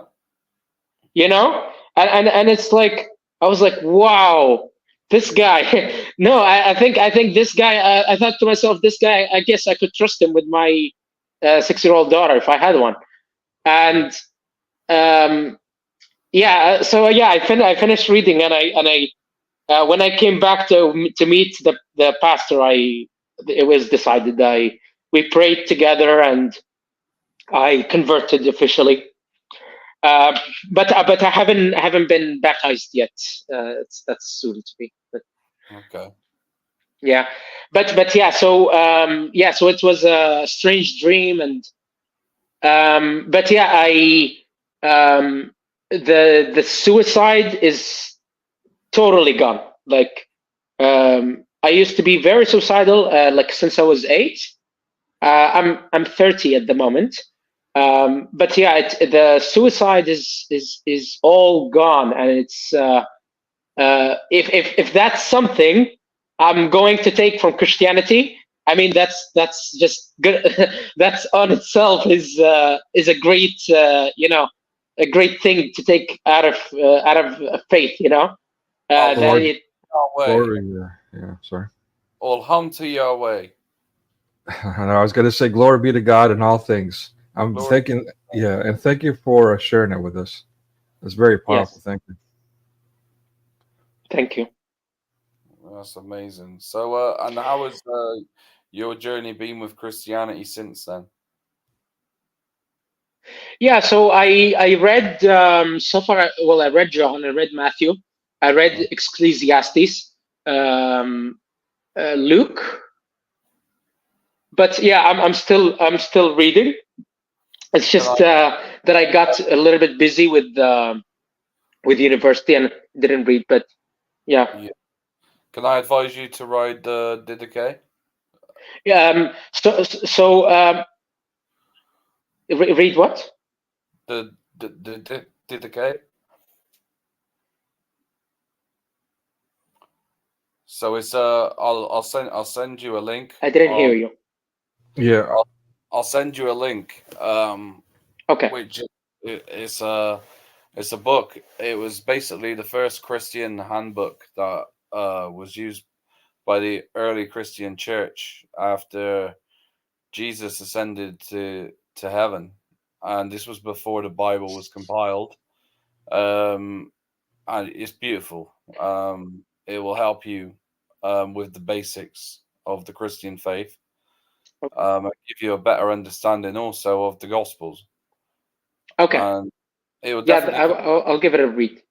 And what we believed as Christians, because you'll see people like Mohammed Hijab and Ali Dawa, they go around speakers' corner saying that the first Christians were actually didn't believe in the Trinity, and that they believed only in Arianism, or basically what Unitarianism, which is a load of rubbish, because we've got the Gospels, which are reliant of first-hand witnesses. It's not like the Quran, which was written by Uthman, which was most of it was burnt or eaten by goats. And Yeah. we also have the Didache, which most Protestant Christians don't know about, but us Orthodox we do, and it's a beautiful book, and I highly advise you, like we did our last guest, to read that. It's brilliant. It costs you next to nothing. It'll be about $5 max on Amazon, and it's a very short book, but it was the early Christian guide or handbook, if you like, to Christianity, and it will help you massively with your faith. It is also in the link is there in the description for a PDF. I believe it's through archive.gov or something to that effect. So it's not necessarily crowding. Yeah, you got it for free. Thank you, Nico. So moving on to Islam and the world, and can we get on? I just wanted to quickly make a comment, and then I was going to ask Nico if he can bring up one of the videos. So one of the videos is the Sheikh that I want to discuss, where he talks about what he predicts in the future. And now he is not the first person to predict this. There's not just Islamic scholars that predict this. There are many atheists. That's the one. There are many other scholars and teachers and schools of thought that agree that within 50 years' time, Islam will be a globalized religion, or it would have at least taken over the West. And I want you to watch this, guys, because this is really, really, this is a serious video, and it's a serious topic, and this is something that you need to start sharing with your friends, your family, and talk about. So yeah, go ahead, Nico. This is good. When Muslims go and conquer the adjacent country, what do? We kill them all? No. The Prophet says the first thing you do is call them to Islam. If they refuse, then tell them Allah obliged upon you to pay taxation. In return, when enemy comes and attack your country, you don't fight. We Muslims protect you. Subhanallah, for this little money? Yes. And you enjoy sitting in your homes and in your country and live your life normally. But the ruling is for Sharia. So you do not open nightclubs, you do not fornicate. If they refuse, then we have to fight. And if we fight you, then we capture you, you become our slaves, and we take your land, and you take because you refuse. I give you two good options in the coming 40, 50 years when the Muslims become strong as they're supposed to be. Alhamdulillah. So you see, Allah is merciful. He gives us a couple of chances. Anyway. Yeah, certainly does. And as you can see there, guys, there will be no nightclubs. There will be no alcohol. There will be no pets. There will be no dogs. There will be no short dresses. There will be no freedom of choice. A woman will be half the worth of a man. And also, if you get caught being raped, you will be stoned to death as an adulterer. Isn't that lovely? That's what's coming to the West, guys, unless we stand up and speak against it. Can you pull up that other one as well, which is what me and Mohammed were talking about? That I think this is the guy that is actually converted to Christianity now. I'm pretty sure it is that other one I sent you, Nico. Have you got that?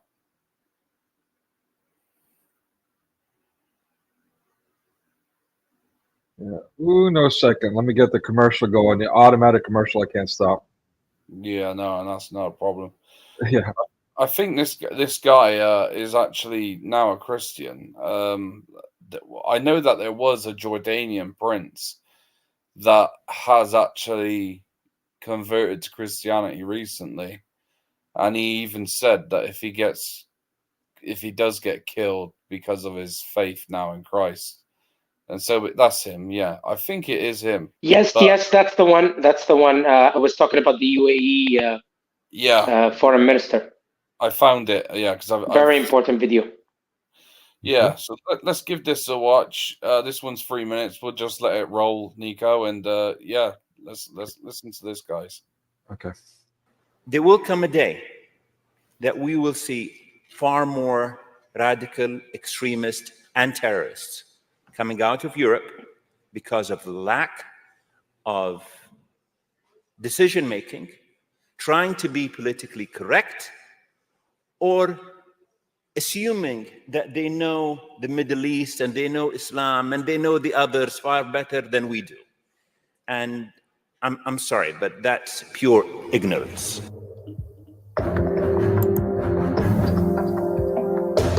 All right. Any comments so far? Should I keep it going? All right, we'll keep it going. Yeah.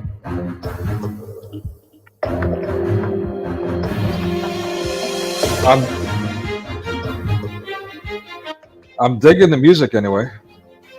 Yeah. Wow. So it's essentially against illegal immigration, basically.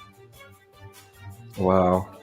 This was back in 2017. I mean, it's got a lot worse. And I'm sure you've seen the riots, the Afghan riots recently. That was 10 times worse than this. That's just by the ones that are waiting to invade the UK at the moment.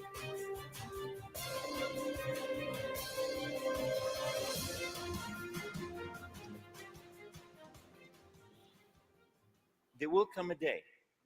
Yeah, that we will it's see just gonna far more radical it's just gonna extremists repeat and itself. terrorists coming out of Europe because of the lack of decision making, trying to be politically correct, or assuming that they know the Middle East and they know Islam and they know the others far better than we do.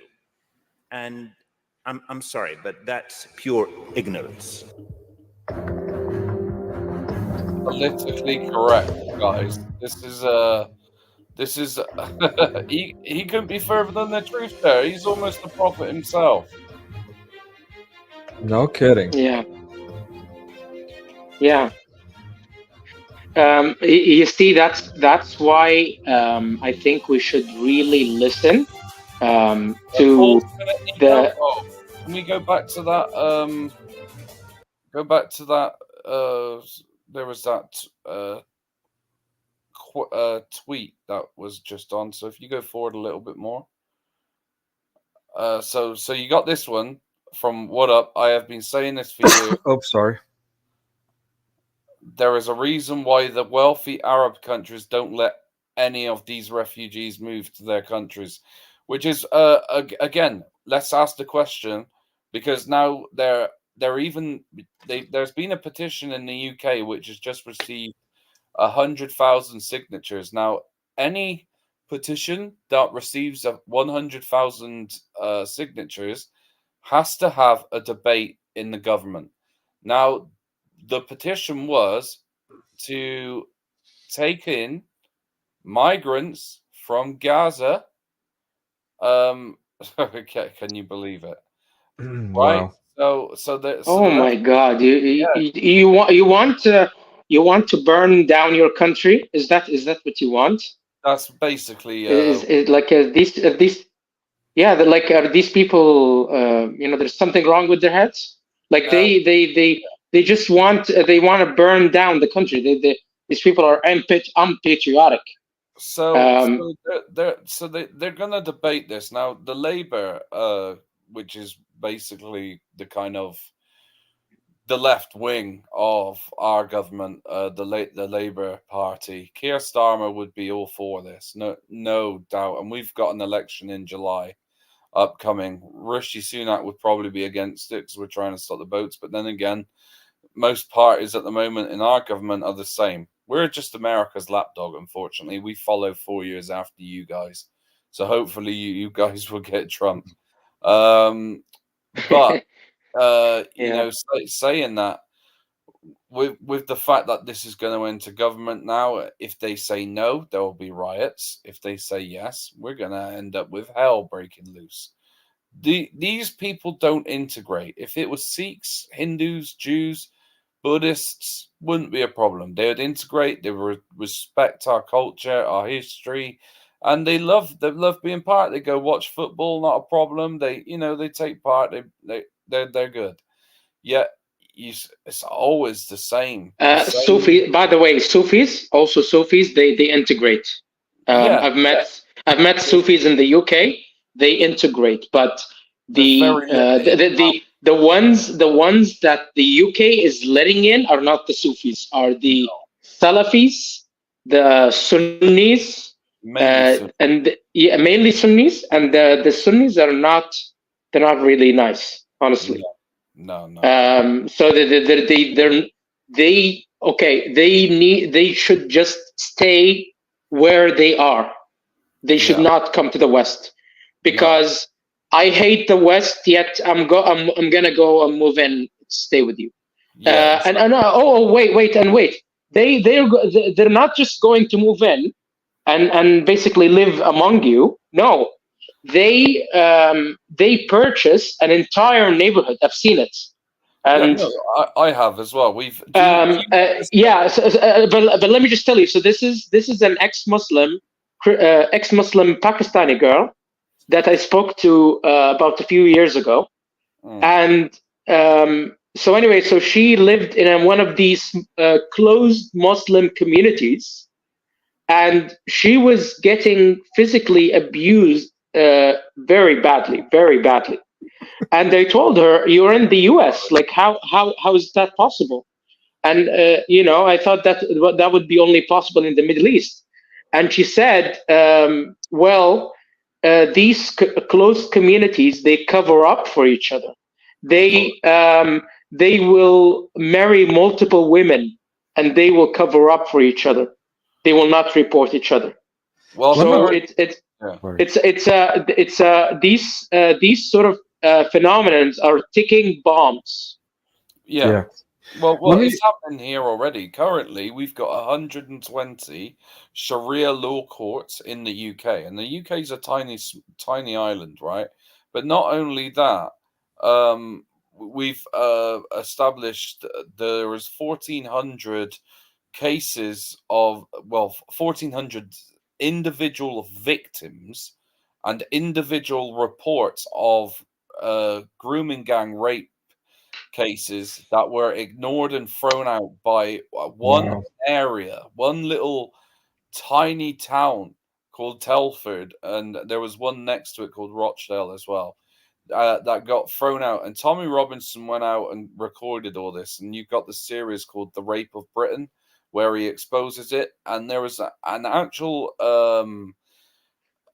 someone high up, an inspector who left the police force for hush-hush money, in the end got given a good pay packet at an Indian restaurant where some of these rape attacks took place, where children were forced to have it taken in turns by Muslim men, Pakistani men, taking it in turns on these young 10 to 12-year-old girls, calling them white trash and stuff like that. One guy went away for 3 months for killing and torturing and raping a girl that lived here in the UK, and then come back out and owns his own Indian restaurant. Tommy goes and confronts him, and does that in front of people that are eating there. But one thing that I wanted to talk about as well is they've been raising Pakistani flags up in the town halls recently, apart from the Union Jack ones. Obviously, we've got the pro-Hamas marches happening every Saturday. And then there was, what was it again that I was going to talk about? So we had the Sharia law. Oh, yes. So we had the councillors winning seats in the councils in local towns. And when they won, they shouted, "Allahu Akbar, this is for Gaza." So we're seeing a political side, an attack on our culture. And people are, there's a fear that if you stand up against it, you'll be called an Islamophobe or far right. But I mean, it's getting to a point where people are now thinking, is it better to move? Is it better to leave now? Because it's unsafe now. And even the church, the Christian Church of England, is being, they have to pay a reprimand now of, I think it was a billion or up to £8 billion back because of the slave industry. So that's that church gone bust. And what do you think is going to happen to all those churches? Where are they going to go? They're going to be converted into mosques. Of course they will be. But did you know? Do you know what the second most common name is for boys here? I know Muhammad. It's Muhammad. Muhammad. I know. I read the statistic. This is nuts. Absolutely. Yeah. This is supposed to be a Christian nature. That avatar I have, that you see my shadow coming out because I'm speaking, St. George, that St. George's flag represents England. We are not an Islamic State. That's a Christian cross. Look at the cross on the flag.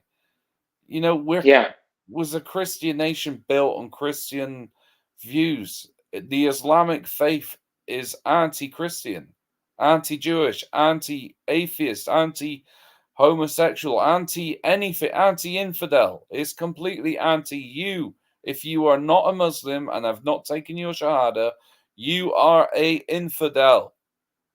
You know, and this is what I want people to wake up to, because if you don't, then the globalization of Islam, like it says and is prophesied in the Quran, will be imminent. The final caliphate will be established, and that is the I just want to add something to what you said. Go ahead. Salafi, what's that? I've had my rant. No, that's okay. Salafi Muslims and radical Islamists in general, and so the thing is that when we're talking about radical Islamists, we're talking about the head of the snake, but the moderate Muslims are still the body of the snake, and they still move with it, and wherever the head goes, the body follows. And so they are in charge. The radical Islamists are in charge, and unless you mass deport them, you mass deport all the radicals, they will radicalize every single moderate Muslim you have. That's just reality. They wouldn't need as soon as a caliphate would be formed in the Middle East. Yes, every Muslim will turn terrorist. If that happens, because the thing is that Muslims do not resist. These very rarely. I see more in Saudi Arabia because the Crown Prince has empowered liberals, and by the way, when liberals in Saudi Arabia are like conservatives in America and Canada. We're not like our left is your right, basically. So it's very weird society. But anyway, these Salafis, they want the end of they want to make the end of time happen. You understand? Of course. This is why they want to establish the caliphate, because they want to bring the end. They want to bring about the end of time. Daesh, ISIS, was a fulfillment of an end of time prophecy. So you see, they're trying to push the world toward the end. That's the main goal. So why does Hamas has to be there? Because it's an end of time prophecy. Because Jesus' second coming. When he comes the second time, he will eradicate all Jews, according to the prophecy.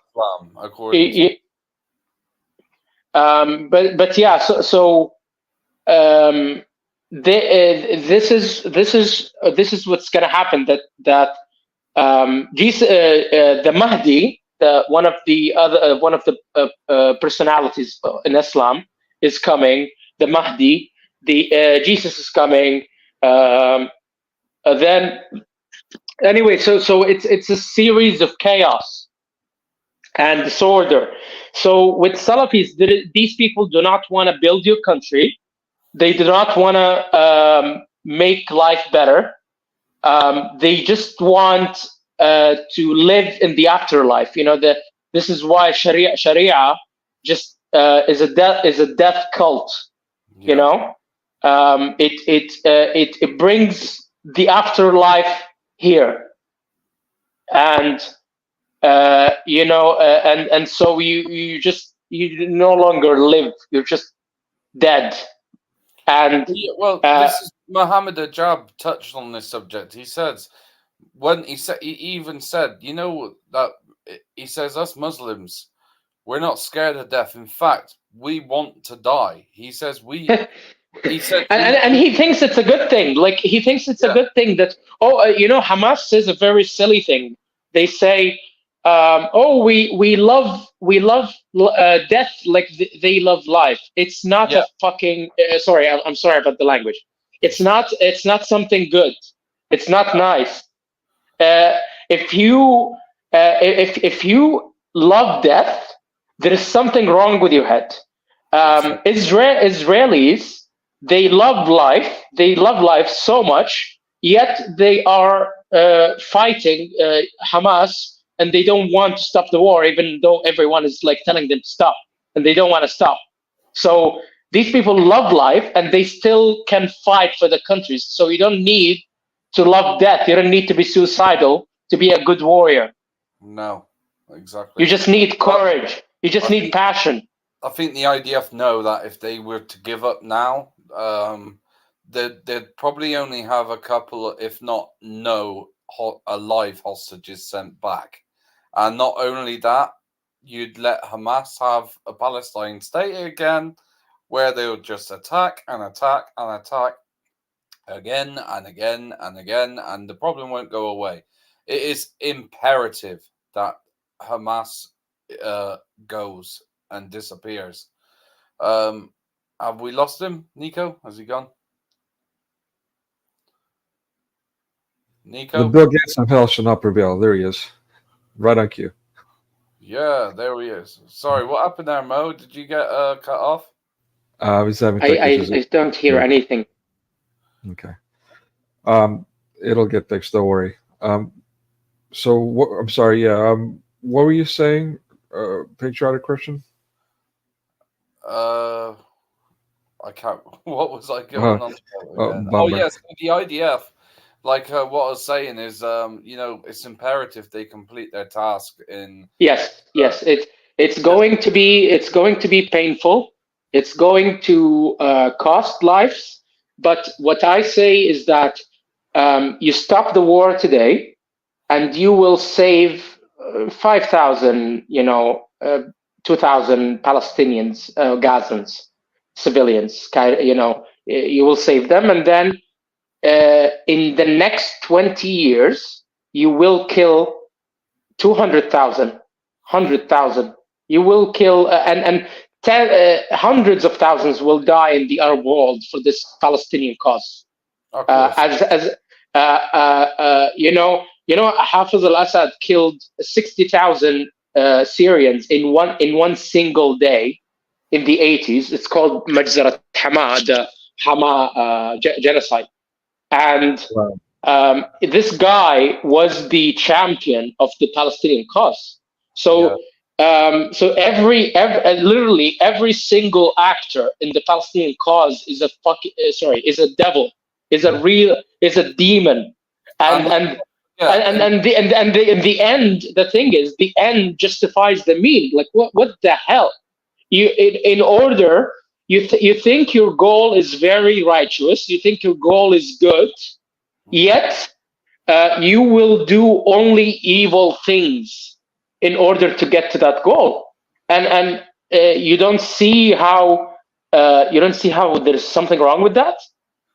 Exactly, and let's not forget as well, at the exact same time, the people who help and fund and are basically forming Hamas, Iran, are trying to get their hands, if they haven't already, on nuclear weapons. Now, do you think for 1 second that they would have restraint on a nuclear bomb? Iran, I don't think so. If they had access, I mean, if they had one by now, I'm pretty sure they would have used it. But the day that they do get it, or we find out they do, will be the day they use it on Israel. It's without a doubt. 100%. 100%. And then the rest. I'll just give you examples of how Middle Eastern leaders have behaved in the past. There is an example. Saddam Hussein used chemical weapons. He gassed 5,000 Kurds in their sleep just because they were demanding their own state, and they cry about why the Palestinians are getting their own state. Well, you murdered Kurds for wanting their own states. You know, it's like you know, sometimes like the hypocrisy just you know, annoys the hell out of me. And yeah, so it reminds me of that picture of the last Muslim on earth fighting himself with his toes. yeah. And so yeah, so this is Saddam, and then you have Bashar al-Assad. Hafiz al-Assad kills 60,000 in one day. Bashar al-Assad, his son, kills 500,000 Syrians just so that he can stay in power. Just so that he can stay in power. It wasn't even just to stay in power, just because they protested. So he just like sent the intelligence agency and just opened fire at people. You know, so you want to tell me these people won't use nuclear weapons if they had it? They've used chemical weapons for way stupider reasons. Of course. You know, people are worried about aliens. People are worried about, you know, the Illuminati. People are worried. I'm worried about Islamists, actually. Yeah. My biggest fear at the moment is the globalization of Islam. There it is.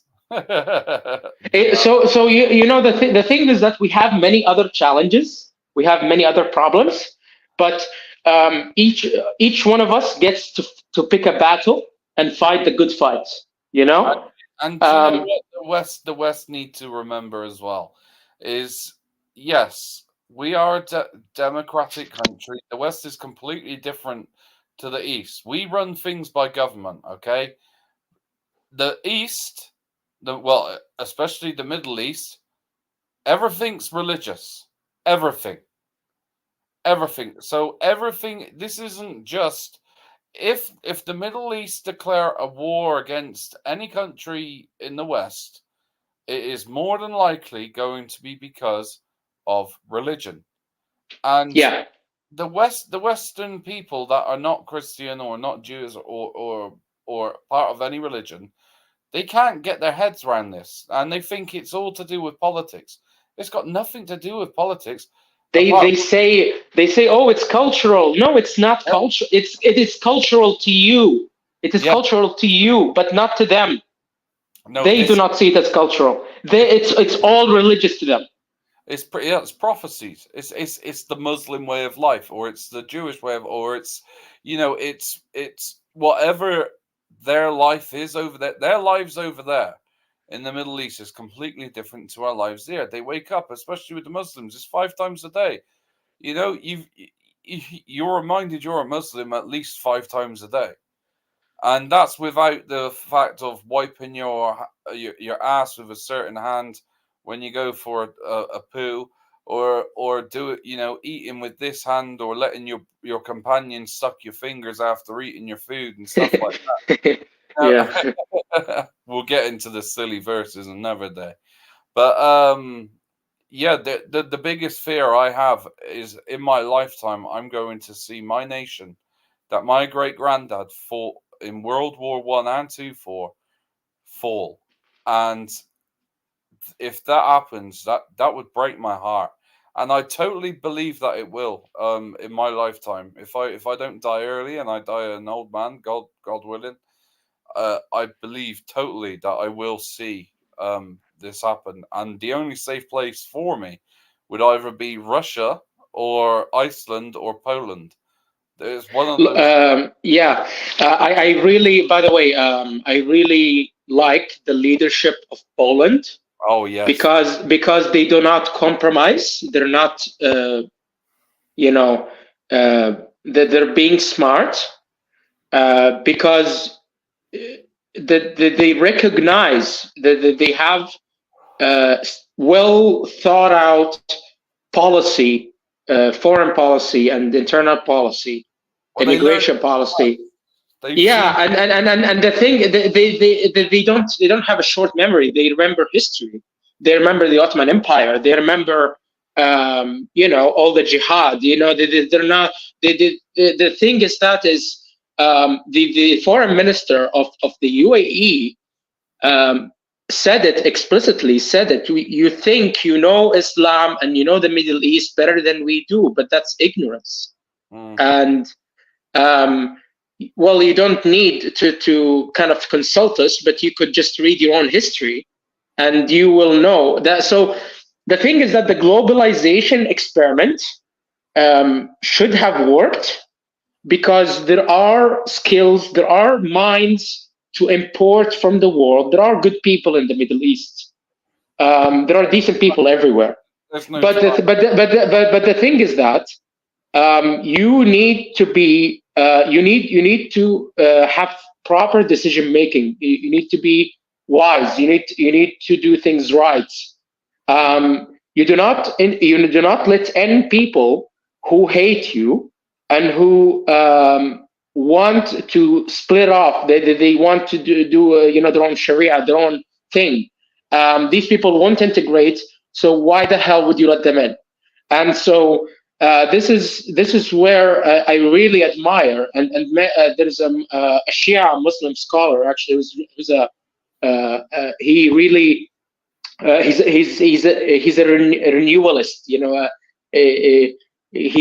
reformed the Shia Islam, like his own interpretation, basically.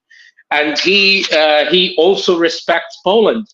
You see, any Muslim with that have some dignity, that have some decency, will not see Poland as a racist state or a xenophobic state.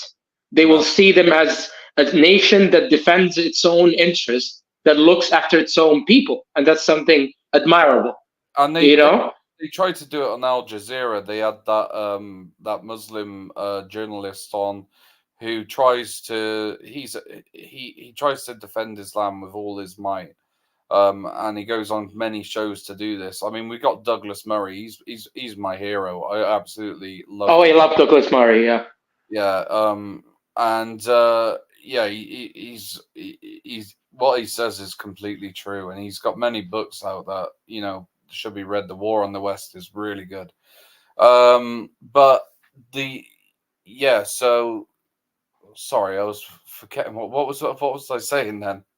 It's been a while. Well, you were saying that okay, and I wanted actually to comment on it. You were saying that it's you will see in your lifetime, before you're old, you will see the collapse of the Western civilization and that being taken over by radical Islam, basically. Oh yeah. So yes, the guy on about, so I can't remember his name, but there's actually he brought on the Polish Prime Minister to embarrass him on Al Jazeera, to try and call him a racist and Islamophobe, because he turned around and said that he won't take in any Muslim illegal immigrants. He'll turn them away and send them back in. And they've tightened up their borders, and the Muslim journalist was going, so you'll take in Ukrainians? And he was going, yeah, because they're Christian. They've got their culture. Yeah. Their culture is. I remember it. Yeah, I remember it. Yeah. Like, if we've looked, since we have not let any of these Muslim illegal immigrants in. He said, and we've tightened our borders. We have had 0 terrorist attacks. We have had a massive decrease in rape, in murder. Our crime statistics and all the statistics above the board in regards to crime or anything like that, compared to your countries, are completely different and low. And this is what we've learned from you guys, is that we can't let in the streams of what you are letting in, and we'd rather spend the money, keep our culture, keep our history, cherish it, love it with all our hearts, and be Polish and be Christian, than ever have anyone come in and take that away from us and replace it with what they want. What an Islamophobe! Yeah, what a that is. No. Look, I'll tell you something. Christian apologist. There is, how to say this. You can, okay. Yes, it's if you would like to preserve your identity, your culture, that is up to you, and no one can have the right to tell you, oh, you're racist, you're xenophobic. No, like please go somewhere else. Like I mean, go somewhere else with that talk. It's not very logical, or it makes sense in any way, because it is my country, and I choose to rule it in, and there is priority for my own people. Okay, so the thing is that with Poland. Letting and by the way, we do it in Saudi Arabia as well. We, for example, we don't take too many immigrants from certain countries, because these countries are problematic. The crime rate is very high, so we just say no to that. Like many countries do it. Why when Poland does it, it's racism. It's ridiculous. So the thing is that you let in people that will integrate and will not disturb the fabric of society. And so letting in Christians of Ukraine is a safe bet. They will integrate. It's the same culture, it's the same religion. They're all Slavic. So it's a safe bet that they're just playing, doing what's best for their own people. But if you do, okay, if you are so freaking leftist and so liberal, and you want to let in people from all walks of earth and from everywhere, at least choose people who will integrate right. And it is a betrayal. These politicians betrayed the people of Europe, betrayed Great Britain. And when they let in those Salafis, they should be trialed. History should remember them as treason, as treacherous weasels. What they did is unforgivable. They started something that will lead to the country's destruction if not mitigated soon. Yeah, exactly. So what was we gonna talk about next? There was the third aspect of the show that we were gonna talk about, which I believe we should get on. Well, let me just let me interject. I do have a couple of questions. I would like to at least ask them at the end of the stream, or however you guys want to do it, or we can do part two. The next topic that the third topic, that was the war on basically on radical Islam. It's like the war on drugs. It's like the war on terrorism. It's a war against a very hostile ideology. I think we should make it maybe for next, because I'm free all day today, but I don't know about you. So if you want to go to the questions, that's fine. We can talk about the war on radical Islam next time. Yeah. Personally, I'm free to keep on going as long as you guys want. I'm all game for that. I just okay.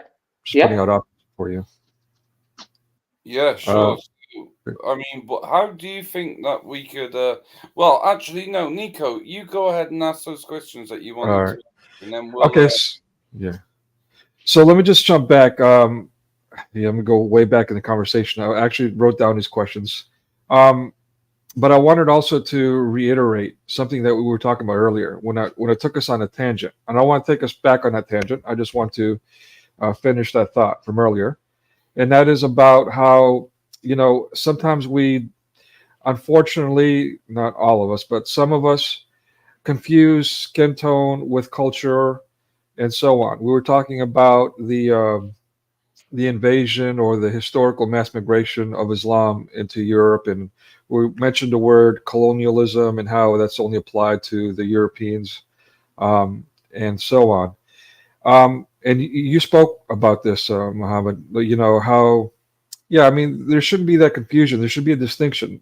Skin tone is one thing, but that doesn't dictate what people believe, what religion they have, what culture they have, you know, what language they speak, and so on and so forth. But let's not get that confused first and foremost. And I do want to do a stream on that within itself. I think that's going to be a powerful and very necessary stream. But also, let's, again, as you expressed, let's recognize the fact that it is these European nations that are the ones that did abolish slavery. And they did it not because of their skin tone, not even because of their culture within itself, but because they are Christian and therefore they repented for their prior sins. Yeah, I just wanted to put that out there. Okay. Yeah. So, not forgive me for, I don't want to take us off on that tangent. I'd love to do a separate stream on that, and anyone and everyone's welcome to that. But okay, so if I may, I've noticed that you like to analyze things, maybe even psychoanalyze some things. And this may be a loaded question, and I can relate to doing that. And this is something I've often wondered myself. Have you ever tried to psychoanalyze Muhammad? Peace be upon him.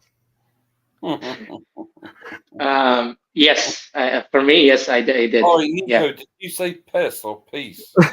I'm taking the fifth.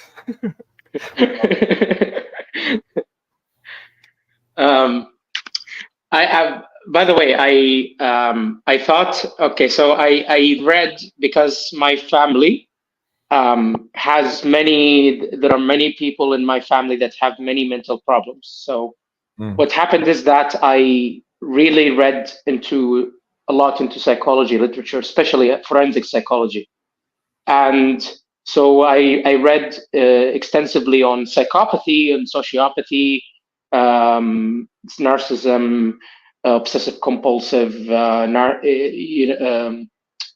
there is other different other personality disorders that kind of makes you a danger to others in some way, like psychopathy, for example. So the thing, there's also like schizophrenia, which is hallucinations, seeing things, hearing things, and just having a very odd thinking. And so Prophet Momo, he is, I think he has a dissociative identity disorder, multiple personalities. And I will explain to you why. Because if you ever watched the movie Split, basically there is this man who has these multiple personalities, and each personality is like an independent person, and they hijack the body, and he loses memory and he can't remember. And so the thing is that Prophet Momo, sometimes he is ruthless and psychopathic and sadistic. And then he would say things like things that are really not him, something very different, because that's what the definition of multiple personalities is, that you have very distinct, very different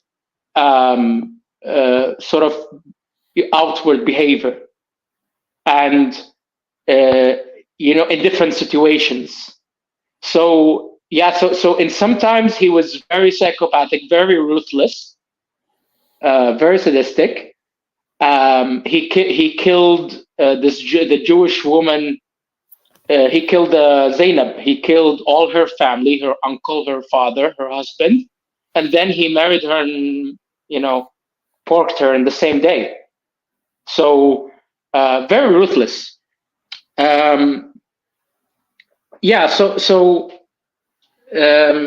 This you will see this side, and then you will see a different side where he was really nice to his servant, to his slave boy, And then and then he is hearing things, seeing things, being possessed, depressed, is suicidal. And then like he is very strong and confident, and it's like these are very different people, you know. And the only explanation, there are two explanations, is that the entire seerah, the entire history of Muhammad has been falsified. Okay, that's theory number one, is that the entire history is falsified. That explains why he is so contradicted in his sort of just personality. You know, there's very different contradicting aspects of him. And that's theory one, that it's all made up. And the theory number two is that he has a split personality, he has multiple personalities. He was just severely mentally sick. We're talking about obsessive compulsive, we're talking about schizophrenia, we're talking about psychopathy, we're talking about depression, all different mental illnesses came together, and maybe throw on that demonic possession because of if you remember the story, the story where he was, I forgot, when he أفرأيتم اللات والعزى ومناة الثالثة الأخرى. So basically he told the Quraysh people, his people in Mecca, he told them that it's okay to pray to the idols because they will deliver the prayer to God, to Allah. And then everyone was like, what? All his followers were like, what the F? And then he was like, oh, no, it was the devil. How convenient. How convenient. and so the thing is that so it's a combination of mental illness and I believe demonic possession, because the amount of evil that he did is demonic. Yeah. Wow. So I completely agree with you, and it's kind of interesting how some Muslims, some Taoists will publicly confuse psychosis with demonic possession while they're trying to be apologists for Islam and all these different stories, where people that are Christian and so on can clearly differentiate and even recognize there may be some overlap. Yeah, I mean, it's quite revealing. And thank you for that. That was a very, very good, thorough response. Let me ask you another question, if I may. Go ahead. Okay. So, and this one is a very, very sensitive, very touchy topic. I'm anxious to even ask it, but I've been wondering about this for a while. So this whole grooming gang rape thing that's going on, not only in the UK, but thankfully, thank God, people are public about that and fighting this evil with the truth, regardless. But all these nations that have, I mean, I myself, while I was in Greece years ago, in the second biggest city in Greece, a couple of times, in fact, may have witnessed this rape going on in the process, so to speak, or the aftermath early in the morning. It's hard to say. One incident, there was not much I could do about it. It was the after fact. The other incident, it may have been in the process of right before. I might have stumbled onto something and couldn't understand what was going on. It was surreal to me. I unfortunately didn't act like a man should, which I deeply regret. It's a mistake I will never do again, by the way. And yes, I too have a fatwa put on myself, because I no longer do not stand by idly anymore. I make sure I intervene when something's going on. Forgive me, going on tangents, but what happens when, according to Islam or Sharia or what have you, if these victims of these grooming rape, the young children or older ladies or whatever, what if they become pregnant. What does Sharia dictate when it comes to, let's say, a right hand possession as it goes, and they're becoming pregnant through rape? The child, if I remember fiqh, which is the Islam law, if I remember correctly, if a child is a bastard, that child does not inherit. So there is no rights. The rights that a child has is only given in proper marriage, in proper Islamic marriage. Okay. If a child that comes from rape, well, in the Islamic world, they just like throw the child like in front of the the mosque or the orphanage or something, and it's a really, really, really sad life for orphans in the Islamic world, in the Islamic system. I mean, that you cannot adopt. So even if I take in an orphan from the orphanage, in the Islamic world, I cannot name that child after me. So they will be called, if his name is Mohammed Abdullah. If he will not take my name, he will not take my last name. The story of how that happened was when Muhammad desired his adopted son wife, and because he really, he got really horny, and he saw her, and he then made God, his puppet, basically his Allah speak for him, and he canceled, he scrapped like the whole adoption system, and you could no longer adopt in Islam, and you can only take in an orphan, take care of him or her, but you cannot adopt them, you cannot call them your own. And it's really tragic, and so many of these, if you go to like the Islamic world, the Arab world, many of these orphans are basically rape children, maybe just unprotected sex or something, and they just the child has no value because there was no marriage, and they suffer. So, but if the gang, if the rape, if the rape happened to a Muslim girl, and that family is conservative, that girl is likely going to die. Wow. And a boy also, like if you have a male boy and he gets raped or something, that boy is also dead. Yeah. Because that's Islam. Okay, so it doesn't really say to kill, to do honor killing. It's just, it was the consequences of different hadiths.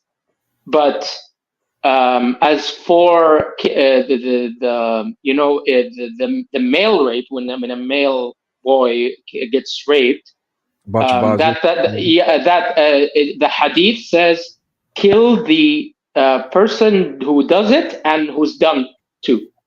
Wow. Okay. So, that's the first time I heard that, because I know bachi is a real thing and something that's not really discussed much. It is discussed, but not as much as I would like for it. But so you're saying that according to a hadith, that shouldn't be allowed to rape young boys. Yeah, I mean, it's homosexuality is not allowed in Islam, as you know.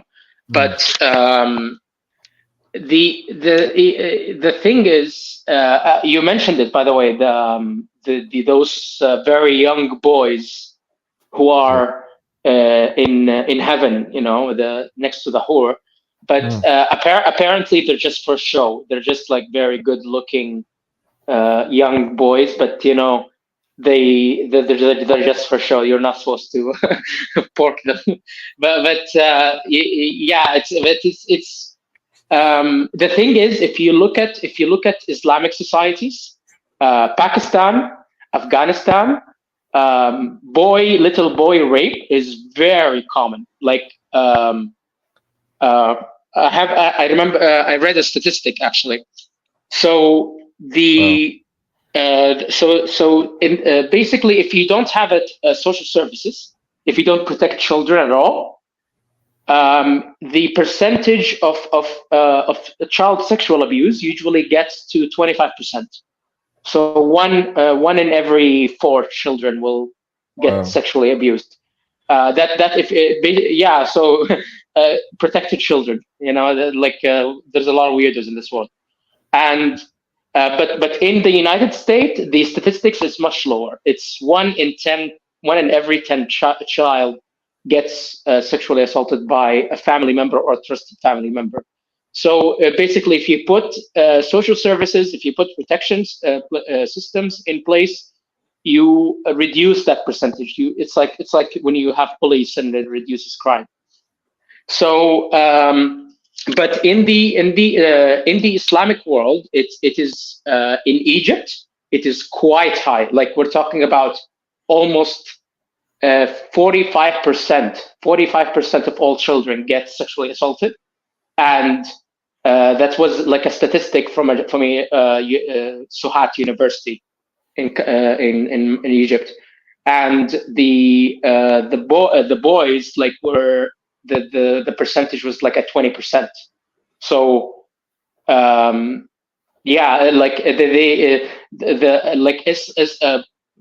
Muslims, they are the biggest hater of like homosexuality, yet the Islamic world is like ridden with child boy rape, like it's absolutely horrible and just strange, Yeah, contradictions. Like it's just it's just hard to fathom, like to I don't know how to accept. I think that's a good word. To accept the paradox that is Islam. But then again, forgive my tangent here, but I like to compare what we call the left, this anti-Christian group, this mass media Moonies, these products of mass media. They do the same thing. They constantly, like, these two groups seem to be the biggest hypocrites in world history. Because they do literally, you can have a conversation with one, and just like with Muslims, in that same sentence, definitely the same paragraph, they will sit there and contradict themselves and not even realize they're doing it. So it's mind-boggling.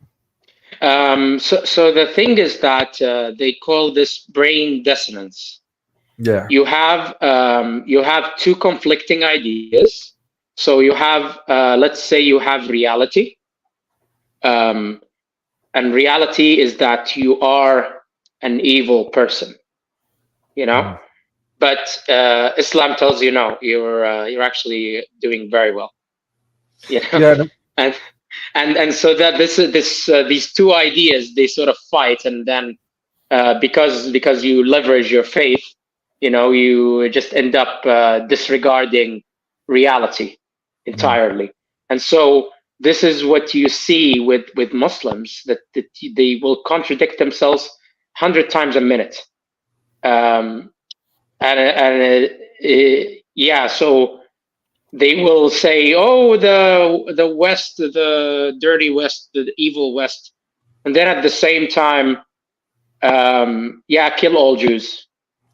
And it's like, what? You were just protesting Western injustice, and now you're saying kill all Jews. Like you were saying you were not evil, and now like you were externalizing evil. You were saying the evil is not you, the evil is outside, and then you just like you know, in a matter of minutes, you became evil itself. Yeah, and I'm glad you framed it that way. Like going back into the psychology, how you're basically alluding to what we used to simply call living in denial, being in denial, which we recognize as a problem that creates psychological issues. Yeah, I it's mean, yeah. So there is a thing about that. Okay, you will live. I'm talking in general. You will live with some delusion. You know, right. there's going to be gaps. There's going to be gaps in knowledge, and you will fill the gaps, and you will just paint the full picture.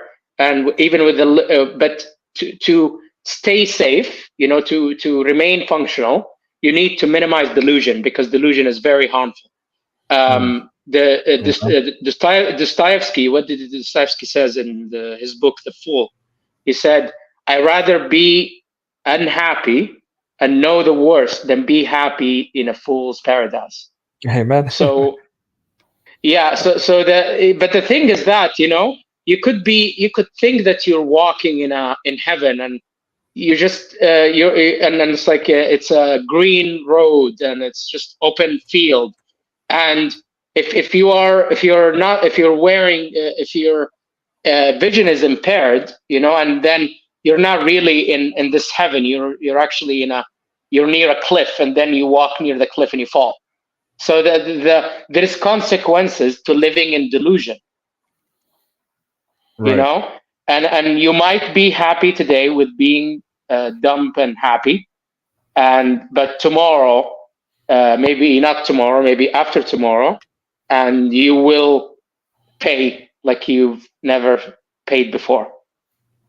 Right. Yeah. So basically, exactly, and the way you're framing it, I think, is perfectly with this discussion too.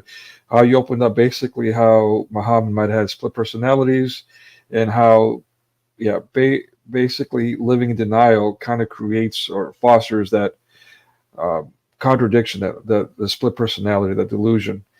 And you know, it can look like possession, but yeah, I mean, getting into the spiritual realm. Go on.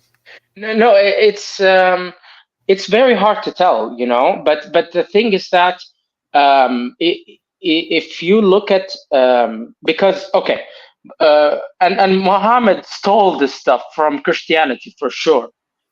For example, he said, love for your brother what you love for yourself. And it's always, you know, it's always basically love for your brother. He's talking to the man. It's a religion that was made for men. And yeah, but anyway, so Jesus said, you know, love love your neighbors and all of that stuff. But he said very similar things. But if you look at that, you know, that's not a psychopathic thing, because a psychopath cannot think of others. You know how they say put yourself in someone else's shoes. Well, the ability to imagine yourself in someone else's shoes, that is an ability that a psychopath does not have. Their brain is broken somehow, in some way, and it's just that area in the brain doesn't work properly, and so they cannot imagine themselves in someone else's shoes. So they can murder you, they can murder your family, and they will sleep like a baby. Okay, so when he says that love to yourself, you know, it is not. It's weird. It's not psychopathic, but at the same time, then he goes and he sells two black slaves for an Arab slave, marries 11 women, marries a 6-year-old, and like masturbates with her thighs, and it's like that is pretty messed up, and that is pretty psychopathic. And so how do you how do you make sense? Like, who's this guy? You know, you see what I'm saying? Yeah, now let's touch on I think that's a great segue into the spiritual issue here. Again, you just touched on how Christ answers a challenge and says, these are the two greatest commandments: love your God with all your being. I'm paraphrasing here. And, love your neighbor as you love yourself. Yeah. Right. So, but he also repeatedly, in many different ways, emphasizes the purity of children. And yes, again, yes. So it to me, again, going back to what we call the left, what I call mass media Moonies, their infatuation, their obsession to defile children, the very thing Jesus Christ emphasized to not do, very sternly, explicitly, with the millstone warning. And then how children are treated in Islam. There's a parallel here, and to me, that's beyond sociopathy. I think it's, it's a pure evil. Is it not? So you see, this is what I'm telling you. There is a point where you say this does not look like anything, like any irregularities in the human conditions, any abnormalities. This is just really bad. And this guy pioneered in evil. He opened new frontiers in evil.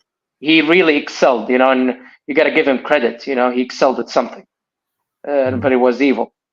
And what is that? Is that human evil, or is that an evil that is supernatural, that is out of this world?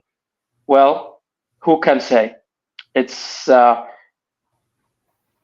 we can speculate, but at the end,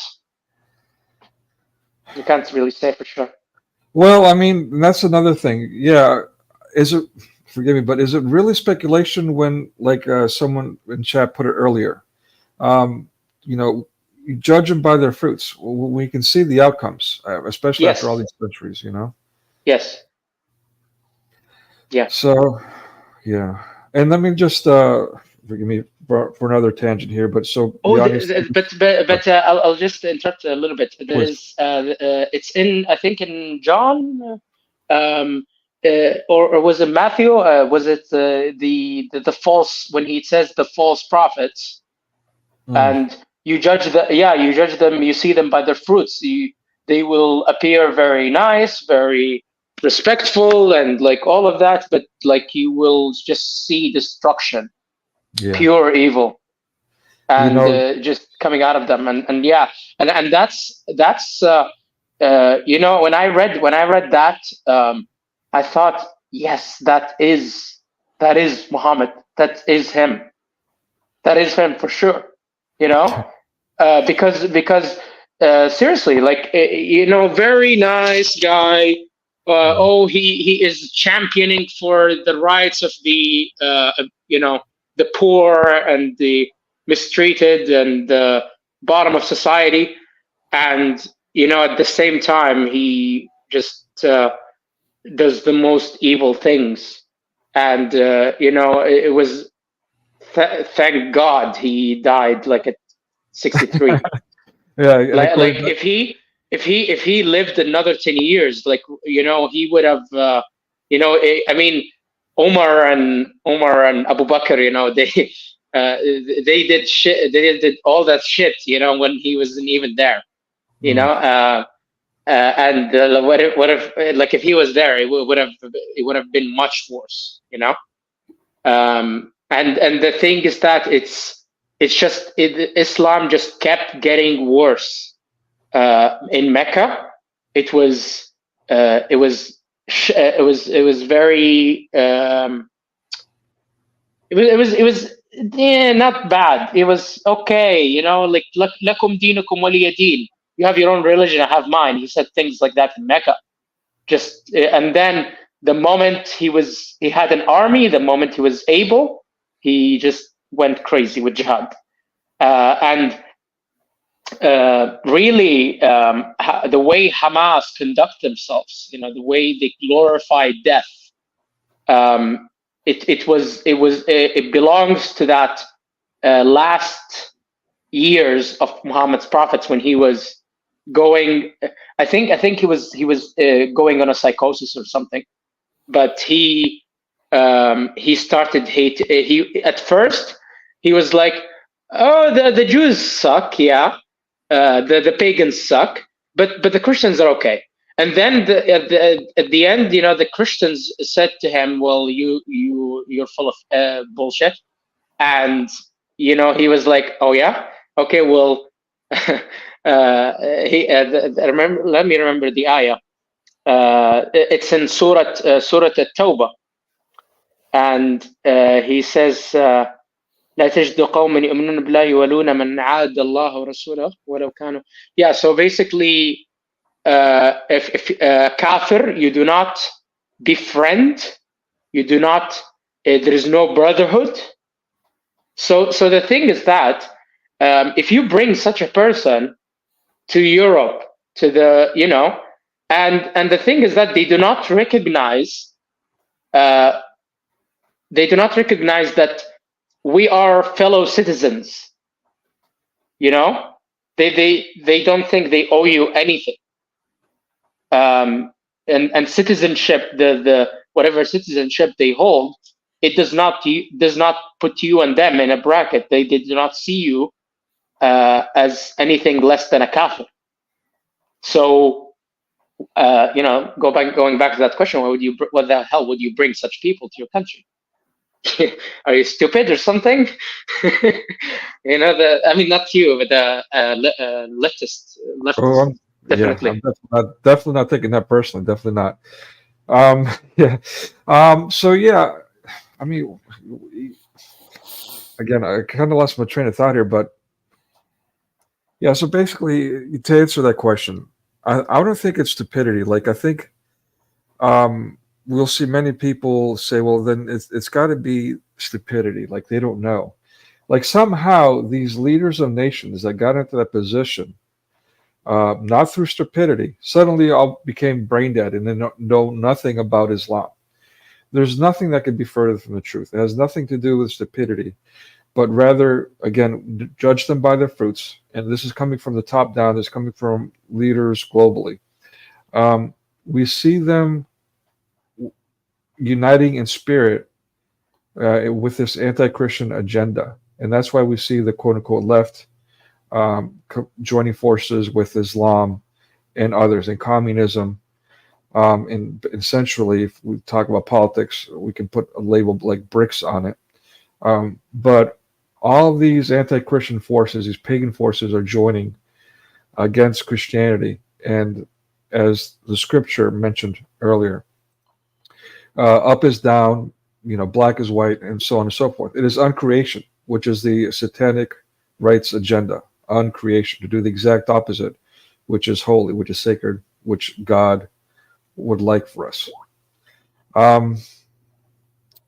So yeah, let me just also, again, forgive me for my tangent, but I want to explain to the audience what I mean when I say mass media moonies, just so we can understand how real. Again, this is not a tangent; it's related, but I feel like I need to discuss it. Mass media moonyism is something that I tried to coin back in 2010 when I saw a pattern of how influential mass media became on current culture. And back then, that's around 2010, apps were just coming in. They weren't even quite on the internet yet, the apps. So we still didn't even have that influence yet. But it was still, the internet was still having that much influence in society that I could see, that I was saying, these people are so invested. They're worshiping mass media rhetoric so much that they soon will be willing to set themselves on fire for mass media rhetoric. And sure enough, even before Trump took office, and again, I'm not a Trump supporter or whatever, but even I before like Trump. I'm sorry, but I like Trump. Whatever, each their own. But yeah, I'm just the guy. I know. Yeah. All right, but I'm just saying that even before he took office the first time, a dude sets himself on fire. And now recently, years later, was another military guy dude. He sets himself on fire. Literally, Yeah, these yeah. people in mass media moonies have set themselves on fire for this mass media rhetoric. And it's related because, again, all these anti-Christians are all one group. They're all this one religion. We believe in a God. We don't define it, but this a God is a universe. This a God is nature. This a God is pagan in nature, where it's pro pedophilia, pro murder, pro all these things, but it's all anti-Christian. I'm done with tangent. Thank you for your time. Yeah. Good Yeah. point. So, whilst you two have been having a chat, I thought I'd take it upon myself to just get just a couple of verses that you can find publicly on Google, which are all attested, and they're from Muslim websites and books.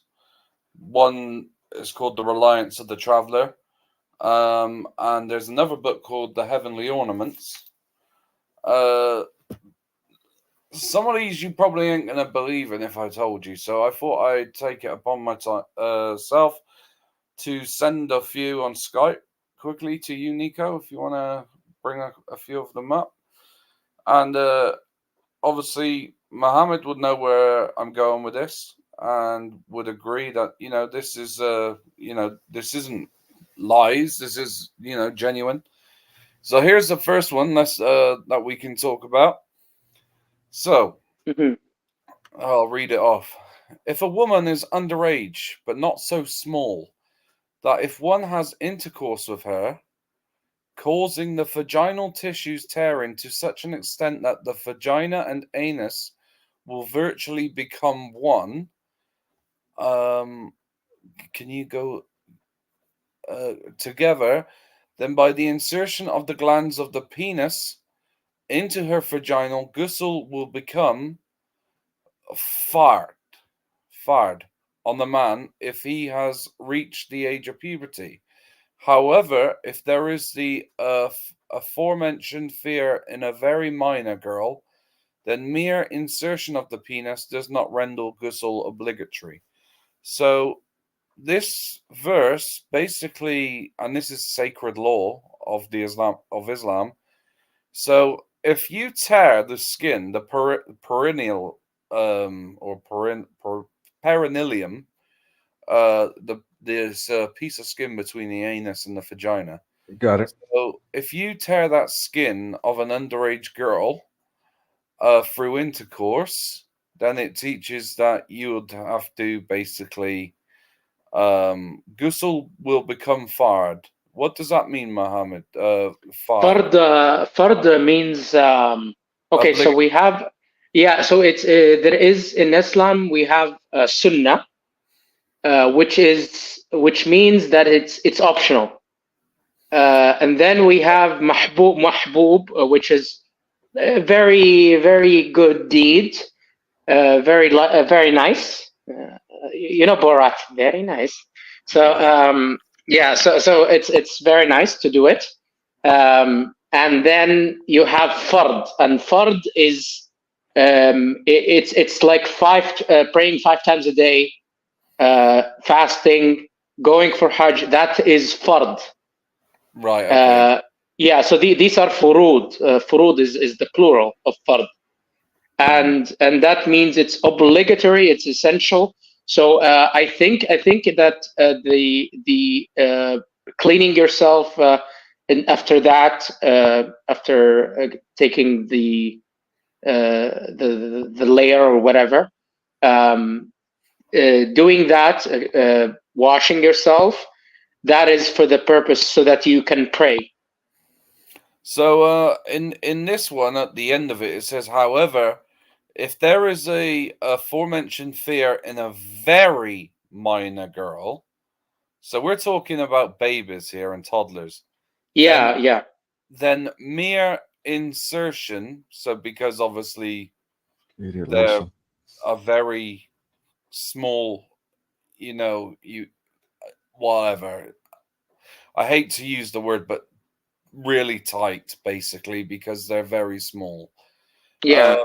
Then mere insertion, obviously due to the size of a man compared to the size of a toddler, does not render ghusl obligatory. So you do not have to clean or after yourself because you're only using the tip of your penis in a baby, basically. So yeah, this is a book, The Heavenly Ornaments. If correct me if I'm wrong, that is usually given as a gift to couples when they're married in Islam, as like a Yeah. gift. Yeah. Heavenly Ornaments, I think that is اللؤلؤ المكنون. Yeah, I think I came across it. I mean, I don't think I read it before, but I've seen it in my uncle's library when I was a kid. So I'd like to ask any Muslim out there that watches this video that just reading this, can you now tell me this religion is a religion from God? You know, sticking your penis inside of a toddler or a baby. Do you think that is a religion from God? Do you think that is permissible? Because I mean, this is one of the.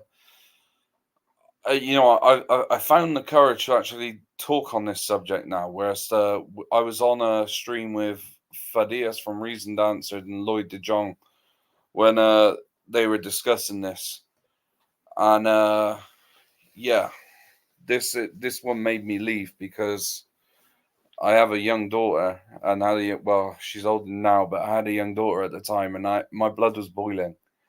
But this is real, guys. This is not a joke.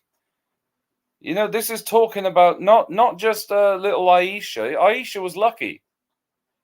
All right, Lucky comparatively. Yeah. Sorry, go ahead. In comparative to this, if Muhammad had it his way, he could have did this to a toddler. You know, and it's not even just saying, oh, it's okay to do it. It's actually, you know, do you know what? If you do it, you don't actually have to clean yourself after, you know.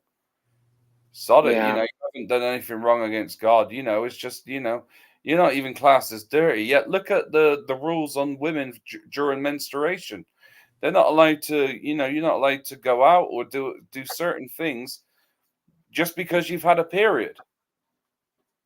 Yet there's a verse in one of the hadith where they're at a well, and even Muhammad's companions are looking at Muhammad drinking from it, saying that you can't drink from that. There's a dead dog in there. There's pads, well, not like the pads what we would think of today, what women use, but basically cloth that women used for menstruation that were in this well, and Muhammad was drinking from it, and he said, "Don't worry, water is pure." You know, so he's even instructing them, as well as camel urine and everything else, to even drink water that is contaminated with dead dogs. And you know, and then there's verses on, you know, if a fly falls in your drink, you can, you know, dip one wing in this way and eat it. That, oh wow, you know, it just gets worse and worse and worse. Do you see Jesus or any other prophet in the Bible, even Abraham, speaking in this tone? You will never get any prophet or anything like this. And like Jesus says, you will know them by their fruits. And when he was talking about you will know them by their fruits, that was in relation to false prophets that would come along after him, coming in his name, saying, I know Christ, or I come in the name of Christ, or coming in the name of Jesus, which Muhammad clearly did. He said that, you know, he even says, well, he's buried and there's a grave buried next to Muhammad that isn't filled, that's ready for Isa, you know, so for when he dies in the second coming. Because I think, if correct me if I'm wrong, Muhammad, the Mahdi comes and creates, is it 7 years, or brings everyone together and globalizes Islam over 7 years, and there's 7 years of peace. And then the return of Jesus comes, and then he gets married and has children, and then he dies, and he's then buried next to Muhammad. Is that right? Yeah, I don't, I haven't studied, you know, the end of time stuff like in a while. But Yeah. yes, there is I remember there's 7 years when Jesus comes, Yeah. rules, and then he comes down and he kills the pig, and he I don't know if he like slaughters Christians that are not real Christians because they think Breaks Jesus the is God. cross as well, doesn't he? Or something. Yeah, he breaks the cross. Yeah, but I mean Jesus, the Islamic Jesus is basically when he comes, it's going to be a bloodbath. Yeah. Beautiful. Next one, Nico, if that's okay. Yep. Give me. By the way, I have like 10 more minutes, and then I have to go. Yeah, no, that's fair. We'll definitely have you on again, if you wouldn't mind. That would be lovely, because Yeah, again, just like is it a nice conversation we had so far? Brilliant. Amazing. No, seriously, it's been a pleasure to have you on, and although some of the stuff that it has generally gone off topic, which it happens all the time. We do it all the time, don't we, Nico? I do. Okay. Yeah. Oh, it's a thing that we do all the time. So we're pretty laid back on it. But it's the same what we had with Syria and Seeker yesterday. We're very blessed to have you on.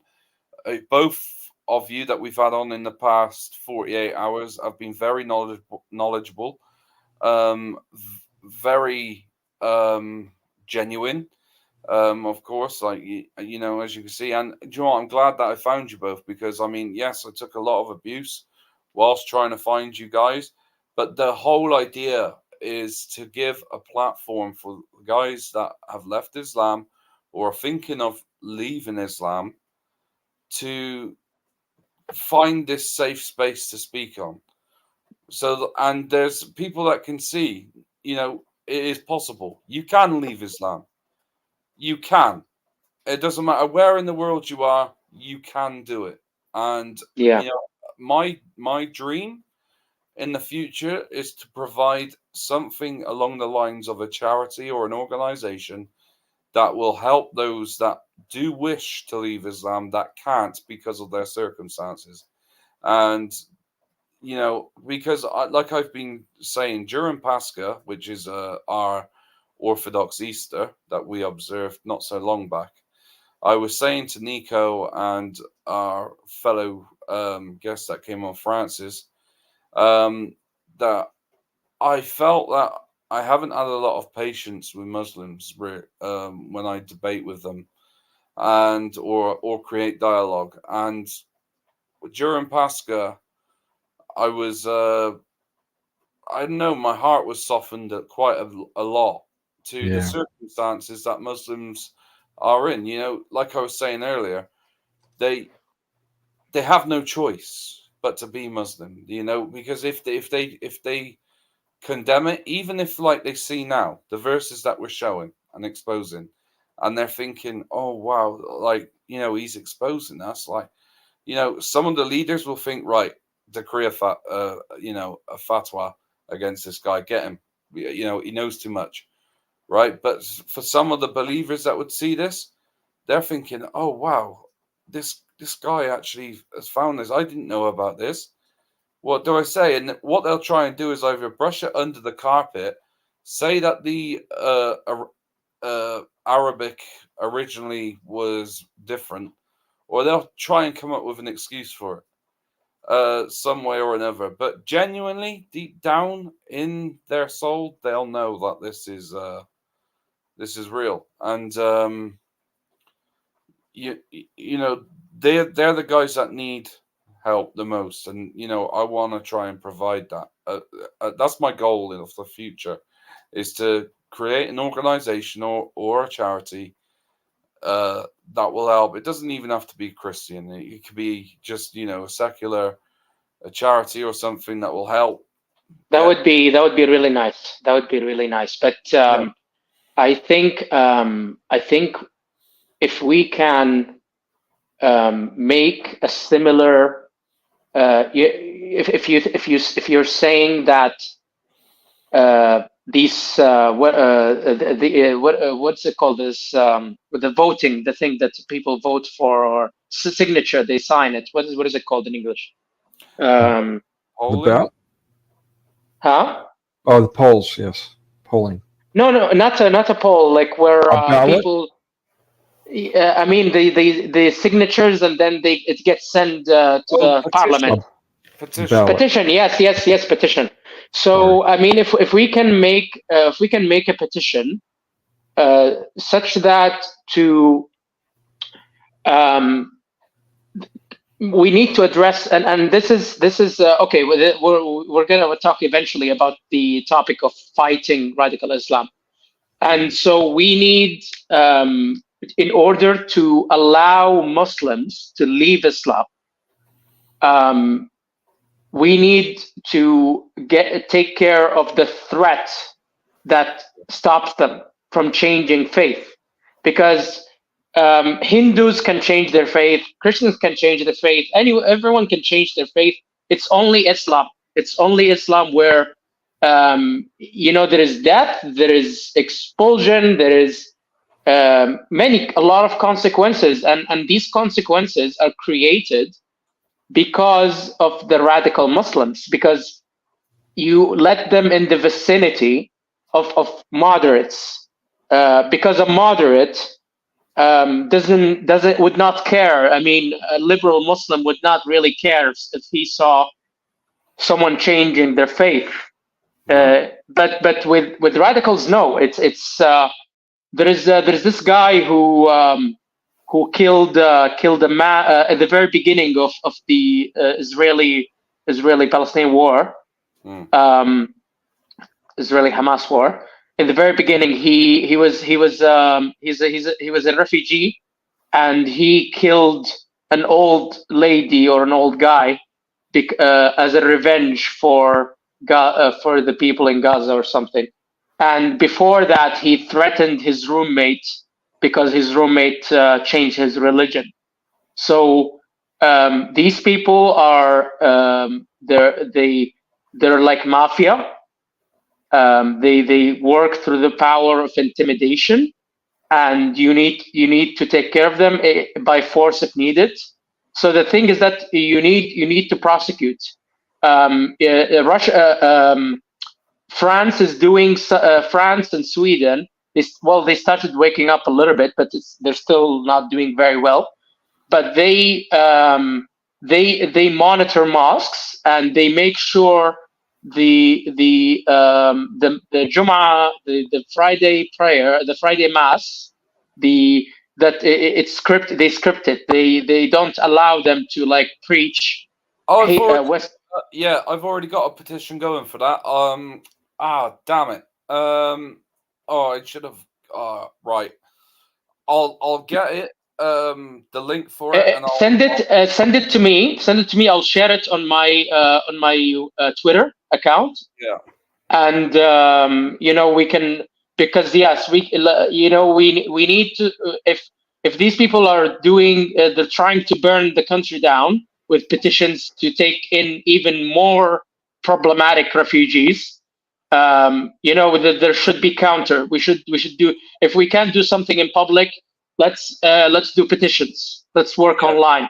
So the one that I set up, it has over 1,700 signatures so far, and basically it's more along the lines of any violent or barbaric verses that sound aggressive, violent, or goes against democratic Western values are not to be permitted to be read or preached in mosques. Yes. So that's very good. And that's what. But then again, because we're a democracy, the problem is because we're a democracy, people are allowed their freedom of faith. However, if the Aztecs come back, or someone decided to become an Aztec, ripping the hearts out of people, still beating and holding them up in the air, I'm pretty sure the government would come down hard on them. So this is the argument that I would have to make for it. But yes, I will get that link sent to you, and we'll we'll talk about that in the future. But yeah, let's just continue with a couple more of these screenshots, and then we'll end the stream. Okay. So this one. So when a man has had sexual intercourse with a girl under the age of 9, so again, Aisha got lucky in comparison to this, and has ruptured the parts, it is unlawful for him to have further connection with her, but she is not released from her ties. If connected with him by marriage or slavery, if no rupture has taken place, the prohibition is not incurred according to the most, what's under that? The most, can you Popular opinion? Can you scroll down, Nico? Nico, can you scroll down on that?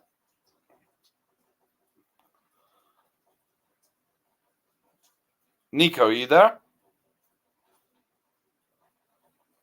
I don't know where he's gone. Yeah. But yeah, so basically here, this is basically saying that, okay, so it's permissible, even here, it's saying permissible under the age of 9, you can marry and have sexual intercourse with girls. And it's also teaching as well what would happen if you split again.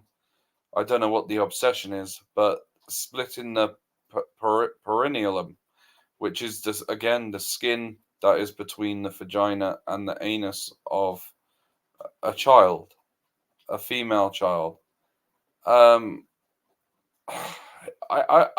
There's not many words you can have for this. I mean, it's hard. This is a hard one. And again, this is another book, fistula, or something like that. Fistula. I don't know, but again, this is just What is this fistula? Fistula. It's up in the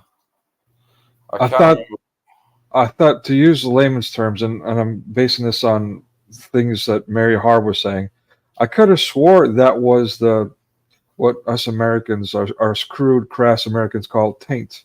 That section between the vagina and anus. But I could be wrong. Maybe I should look that up. Scroll down a bit, Nico. Okay. So it says when a man has had, so is it prohibition is not incurred according to the most valid opinion.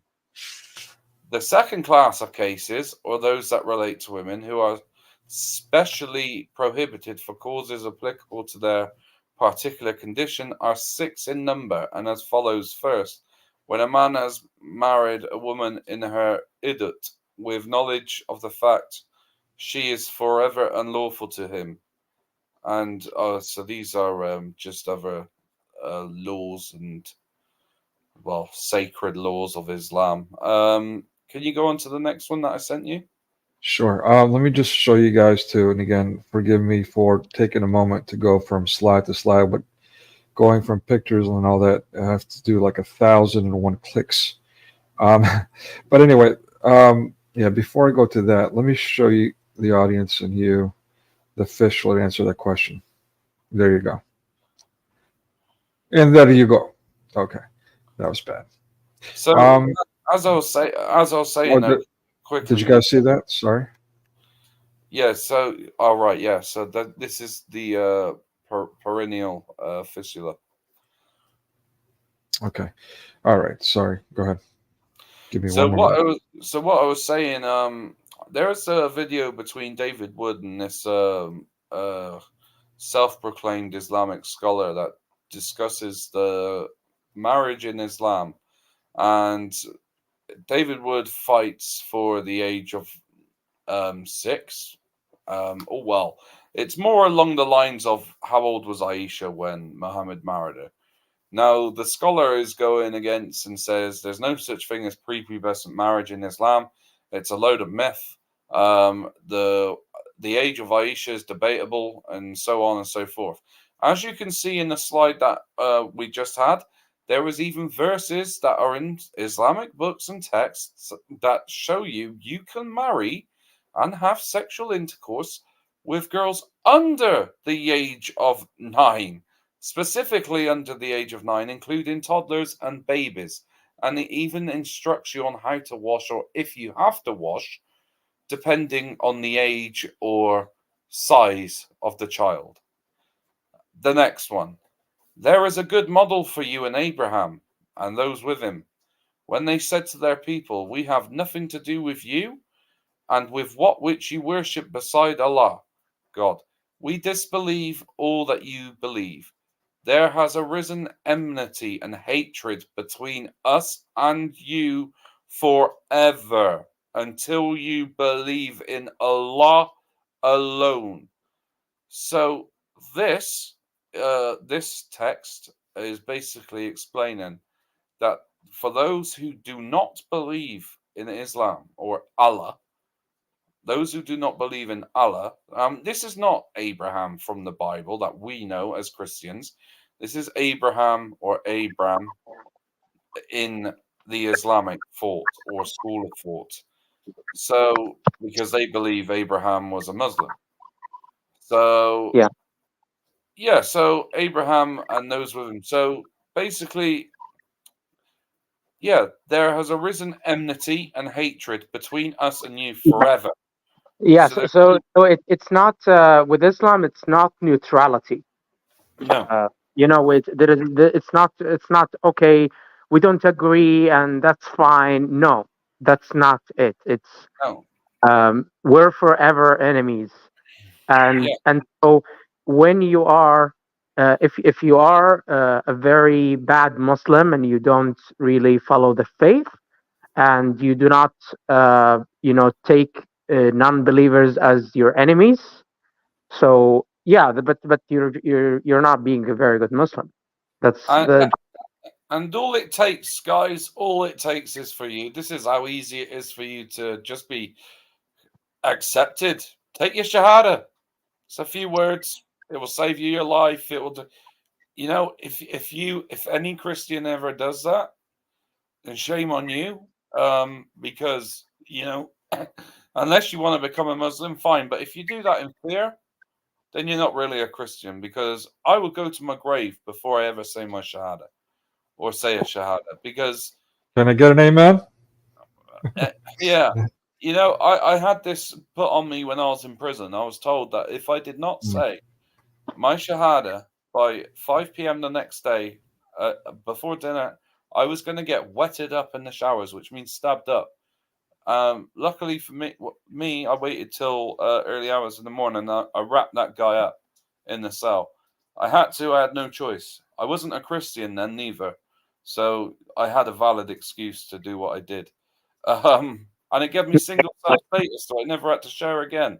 But yeah, there we go. This is serious, and this is happening in prisons across the UK, and America.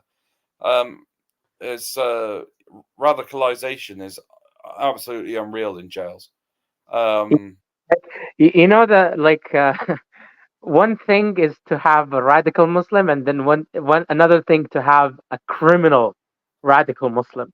Oh, definitely. And the is thing there a difference, though? Sorry, but is there really a difference? I'm just saying. the thing is that there is a radical Muslim, that only torments his own family, and then there is like a criminal one that would rape, that would that's what they would see, they would force you to convert, or they would shack you in prison, so I've heard stories like this before, and but yeah, it's I was, in my life, I was very unlucky to have the criminal type of radical Islamist, and they caused a lot of damage, they caused a lot of destruction, but they are a ticking bomb, no pun intended. No. I used that one not so long back myself. Yeah, and I'm sorry to hear that, if I may. Sorry, yeah, but yeah, it's just just to reflect on what you just said. Forgive me, my patriarch Christian, for jumping in, but I don't want it to get lost. What he just shared with us, just the reality of people. I don't want to get into details. Let's not get into details, but the things people being subjected to stay in Islam or else. Yeah, I didn't know the guy done more than 48 hours, and within 24 hours, he had already requested me to get out of my bunk bed and pray with him on a mat, which I didn't even have a clue about religion at that point, or let alone Islam. And then after I refused, he come back in the cell with 3 of his friends and said that if you do not take your shahada, and I didn't even know what it was then, by 5 p.m. tomorrow, you're going to get stabbed. So all I had to say was, Allah is God and Muhammad is his prophet. And, Takbir, Allahu Akbar. They would have been all over. They would have been all over me. I would have been in the brotherhood. I would have been looked after. I would have, if anything, that's how they see it. They see it as, if you say these verses, you're one of us. And it's like, not a chance, and to be honest, do you believe that those who are scared would say it with a genuine heart, really? I mean, I've already believed that there is one God, so, but I just don't believe Muhammad. Well, I do believe Muhammad is a prophet, but I believe Muhammad is a false prophet. So can I change it to there is one God, a creator of the universe, and Muhammad is a false prophet? Am I now a Muslim? Is that good enough? Yeah, and it's interesting. Sorry. Well, if it is, then takbir. Yeah, it's interesting that again, not just an honorary mention, not to go off another tangent, but these Masonic organizations again also operate the same way as does the mafia. How basically you say the magic words and you're in for life. They insist that once you say the magic words, you're in for life. There's no out. Mason organizations will do that. It's quite interesting, and this kind of alludes to some of the arguments that Lloyd makes too. Tangent done. Yeah. Can we do the one more and then we'll close up, Right. which is the one on the dead bodies and animals? No, you're getting specific. Okay, yeah, there we go. I think I got that one. All right, cool. Very cool. All right, just give me a moment for the 1,001 clicks.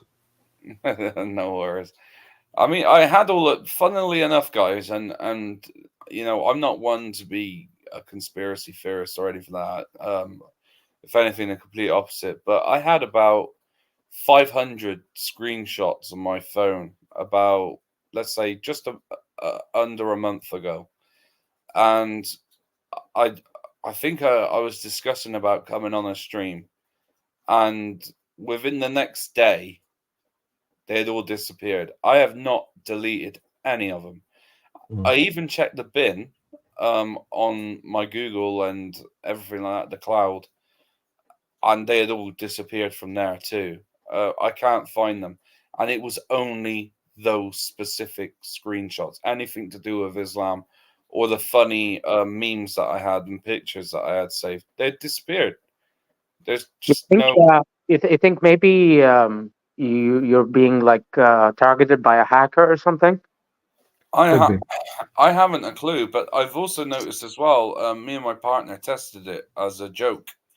We spoke about vacuum cleaners deliberately one evening near our phones. Now, we didn't have them recording or anything like that.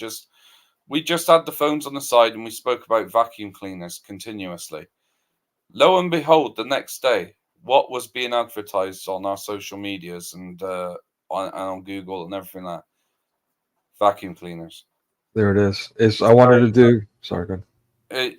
And this has been proven as well because we watched a YouTube video about this, saying about the microphones and not listening to you, even though you don't know it or you're on the phone or not. it doesn't make a difference. You know, that people are listening to you, or some kind of like system is in place to pick up on words that you're talking about, and then lo and behold, you're buying what you're talking about the day before. It's very odd. But yeah, that worked as well. So maybe it's the same thing. I was talking about, you know, exposing Islam by using everything I had screenshotted, and then the screenshot goes. Yeah. I was going to do another documentary on exactly that. I was titling it, "Is AI Replacing God?" And this is way before ChatGPT, whatever it's called, and all that. But yeah, I was trying to. I was addressing the censorship and just how much control this AI was taking, and as far as censorship and dictating to us what we can and cannot say. But just the evidence that I was compiling just on my own personal instances, where it just became so overwhelming that I literally got overwhelmed. I had to put the project to the side, and unfortunately, never came to fruition. And then ChatGPT came in, and all these other things, and now it's just, I mean, you have to do like a series of documentaries just to cover it all, and all within a span of a year, by the way. Yeah,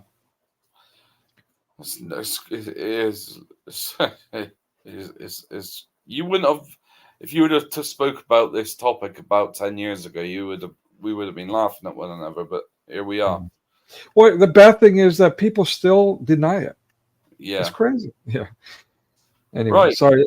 Yeah, go ahead, Mohammed. Cut you off. Sorry. I'm going to let Mohammed help me with this one. So this is sex with animals and dead women. Yeah, I just read it. So it's if you have sex with an animal or a dead woman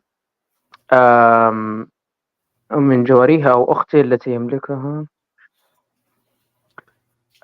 So apparently, yeah, okay, so yeah, so if you have sex with a woman during her period, or from basically from anus, and so there is no sentence, there is no which is the fornication, flogging. Right. Okay. So there's no punishment. Yeah. So so fucking animals, dead women. It's all cool in the neighborhood. Wow. Oh, and toddlers and babies, by the way. Yeah. Shall I move on to the English, or are we good? So here we are in English. So just to clarify, so for those Muslims that will say, "Oh no, he doesn't understand Arabic," here's the translation. There you go. He translated it himself, and here is the translation beneath. Anyone Muslim who has sex with, I love how they put in brackets Muslim, because if it was an infidel, then this is not, this doesn't, it's not for you. Who has sex with animal or a dead woman, or living but not from vagina, from anus, or from his partial owned slave woman, or from his sister whom he owned as a slave, or have sex with his wife during periods, or from anus, or he masturbates, or a woman have sex with another woman, there is no criminal charge on him and is excused. So there you go. And there was one more about fying, which is one that I found, and then we'll close it. Is that, I think it was the first one I sent you, Nico. Sorry, but this one actually made me laugh. This one's pretty. This is probably the funniest one I've seen. Fighting? Find that one. Fying, yeah. So it's a ejaculation between someone's thighs. Oh goodness, yeah. I think I found it. Give me a minute for that. Okay. Yeah, that. Oh, this one's just. You know, when it comes to Islam, there's nothing that shocks you, is there? There really isn't. You know, I genuinely did believe, because after the experience with the radical that tried radicalizing me, I then met a friend, which we spoke about last evening, who I grew up with, who tried introducing me to Islam, and he said, "Did you know the Big Bang was in the written in the Quran?" Really? Did you know that NASA confirmed that there was a split moon? Really? And Muhammad predicted all these things, and yeah, he even spoke about the black flag and all this. I was like, wow. He gave me the Quran, and I read it myself for all of 5 minutes and returned it back to him. But yeah, here we go. So there's no issue in the sexual kissing or fying, etc., of a minor wife, so a young child wife, even if she can't yet endure sexual intercourse. So this is, if you can't stick it in, then you can just ejaculate between wives.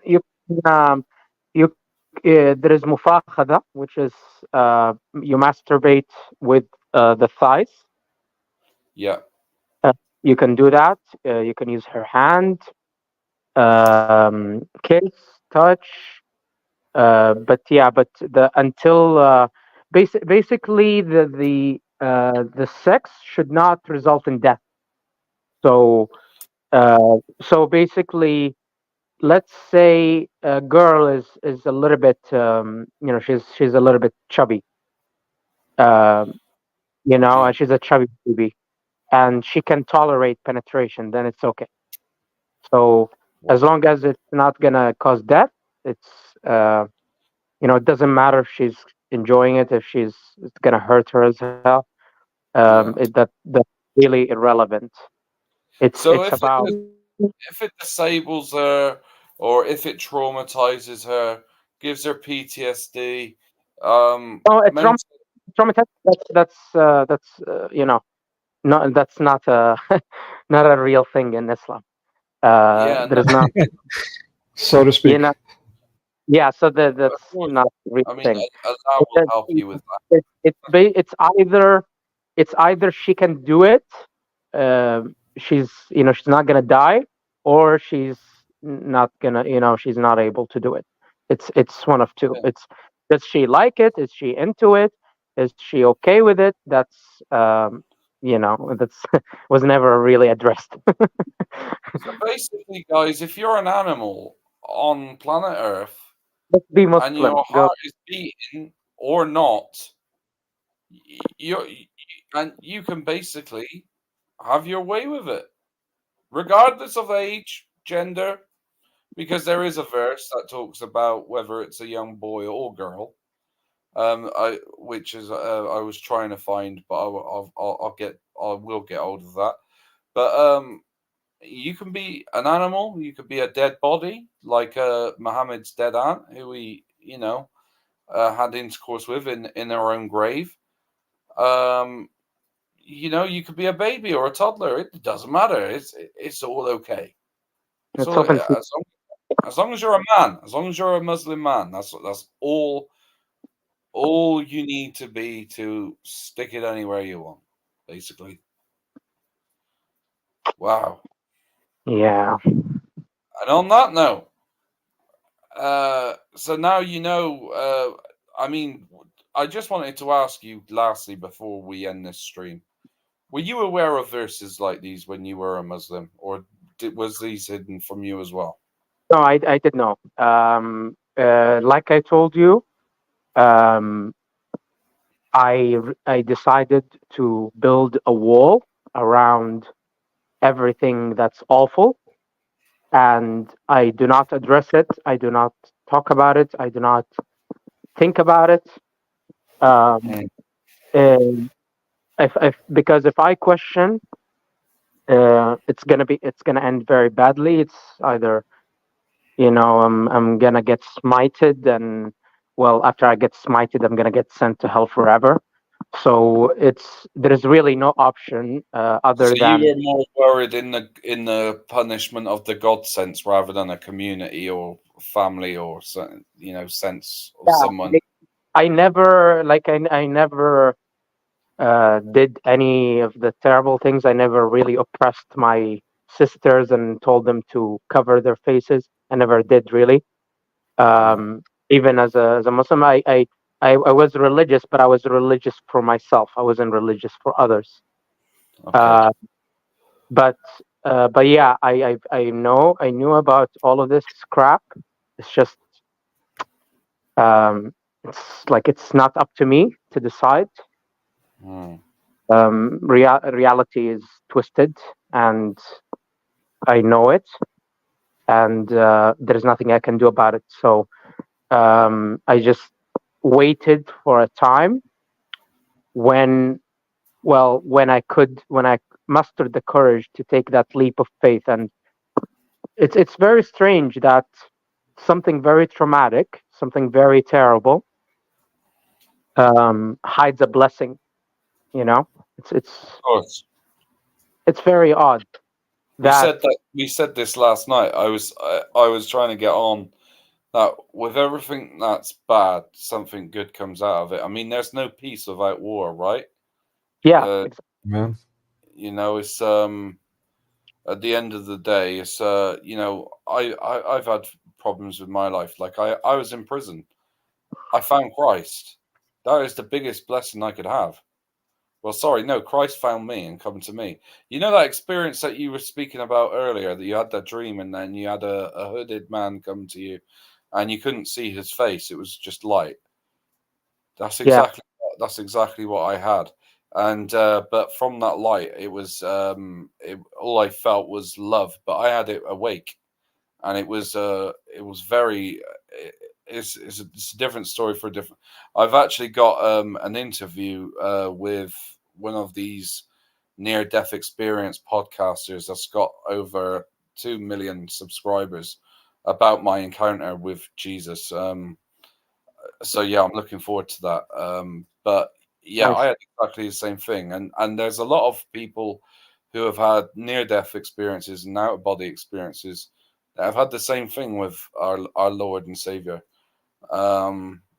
And you don't really hear many about Muhammad apart from those. If you ever YouTube it, if you ever Muhammad in hell, you'll see a ton of Muslim testimonies or ex-Muslim testimonies where they went to hell and seen Muhammad there, and then Jesus saved them and raised them. There's one guy who, again, I adored. He was, and he did kill Christians. He did kill Jews. It's horrible that I say that I adore him, but it's the fact of his transformation to who he is now, and that he ditched his whole family and his wife and his own children because they refused to leave Islam, even though he brought them up in Islam, to have a relationship with Christ. To do that, something major must have happened to him. Well, it did in his testimony. Yeah, I'll tell you, but I'll tell you something about redemption and transformation. How I look at it. If I had, let's say, if I had actually gone through with the jihadist ambitions that I had, if I actually killed innocent people, I think I would, justice must be done, and I would have given myself freely, if I had blood on my hand. But that's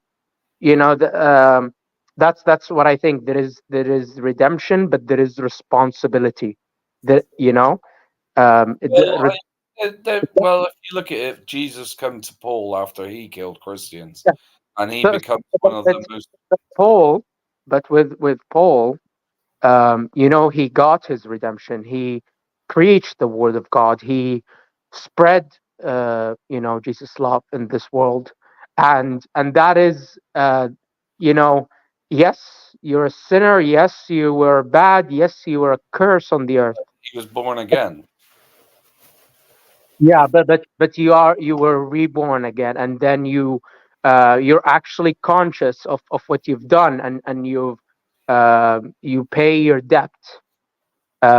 So it's people. Some people think of redemption as an unconditional sort of, like, any any wrongdoing is all forgiven. No, it's not like that. If you are a decent person and you think, you do not take God's redemption and forgiveness for granted. You're conscious of what you've done, and you make things right. You make things right for those you wronged, and that's the way I see redemption. It's not unconditional. That's right. Well, let's go with closing thoughts now, and I just want to get mine off my chest very Okay. quick before I forget. Firstly, Mohammed, thank you so much for coming on, Amen. being brave, because at first you were, I believe it was you, that was a bit apprehensive about coming on at first, Understandable. and then decided that you actually would. Is that right? Was that you, or was that Syrian Seeker? Yeah, it was me. Yeah. Yeah. So, I know the stream we had didn't hit the nail on the head with all the subjects, but we touched base at least. And not only that, this video will remain for as long as YouTube wants it to, and it hopefully will enlighten more Muslims. Or I there's my full name is not here, and my my informations are not there. So no, it never will be. honestly, and I've shared very intimate details about my past that I don't really like to share. But I did share it because I wanted to really teach people that there is there if you have a pure heart, if you have a good heart, then Jesus will find you. There's always one thing that I've promised myself, and that's if I ever had anyone on my channel and they become they were threatened in any way, shape, or form to a serious threat, I would take them under my wing into my home, and I would look after them with my own life, because that's one thing I would. And it don't matter what country you're in, I'd get you here and I'd look after you. So if anyone ever did decide that they were going to hunt down any of my guests would be here residing with me, and you have to get past me first before you get to them. But if this enlightens anyone, this could save, even if it saves one soul, our job here is done. But not only that, we've also we're teaching lay people some of the verses that I've come across while studying Islam and debating Muslims that will make your toes curl, and most people don't want to talk about. These are ones that you need to armor yourselves with when you go into conversations with Muslims, not the stupid ones. No, don't go in just preaching the gospel. Take this with you. Go and ask them, is this from God? Is this your God that you worship? Yeah, write it down, and the verse numbers. Yeah, you need to confront. Arm yourself. You're right. Like arm yourself with knowledge, and because the pen is mightier than the sword. Yeah. So there's even in Proverbs it says knowledge is power. So go with that. But lastly, I just wanted to say as well that I forgot what I was going to say now. Don't you know when that happens? Yeah, that's why I said I was trying to get it off my chest first. I'm just glad I'm not the only one. That's all. Yeah, I mean we've had a long. I mean I didn't get to sleep till 6 this morning, and then yeah, but basically on with closing thoughts. It's been a brilliant stream. We'll have you on again if you're up for it. Yeah, sure, for sure. Great. Same as Syrian Seeker. He was a pleasure to have on last night. There's plenty more conversations that need to have. Francis too. And thank you, Nico, for hosting this for us. Yeah, thank you for saying that. But forgive me for how this might sound, but no need to thank me. I mean, it's just a moral imperative. No, seriously, you've paid for the stream. Seriously, thank you for saying that. But it's a moral imperative. But thank you for saying that. God bless you. If anyone here is in a position where they can help, fund the work that Nicodemus does, because he does put in a lot of time and effort into introductions, into doing this, and you know, forgive me for saying this, you know, he's not the most wealthiest of men in the world, Nothing's taken. you know, and the work we do is to help you guys and to help, you know, people that are struggling either in Islam or in the world in general. So please, you know, help him out if you can. Like and subscribe, and don't forget to share the videos as well, because this is knowledge. It's good knowledge to have. Again, Mohammed, thank you, and I'll just leave you to both and have any both. closing thoughts that you might have. Yeah. Okay. So, do you have any closing thoughts? Oh no. That's you That's know. it. Yeah, that's good for me. What about you, Nico?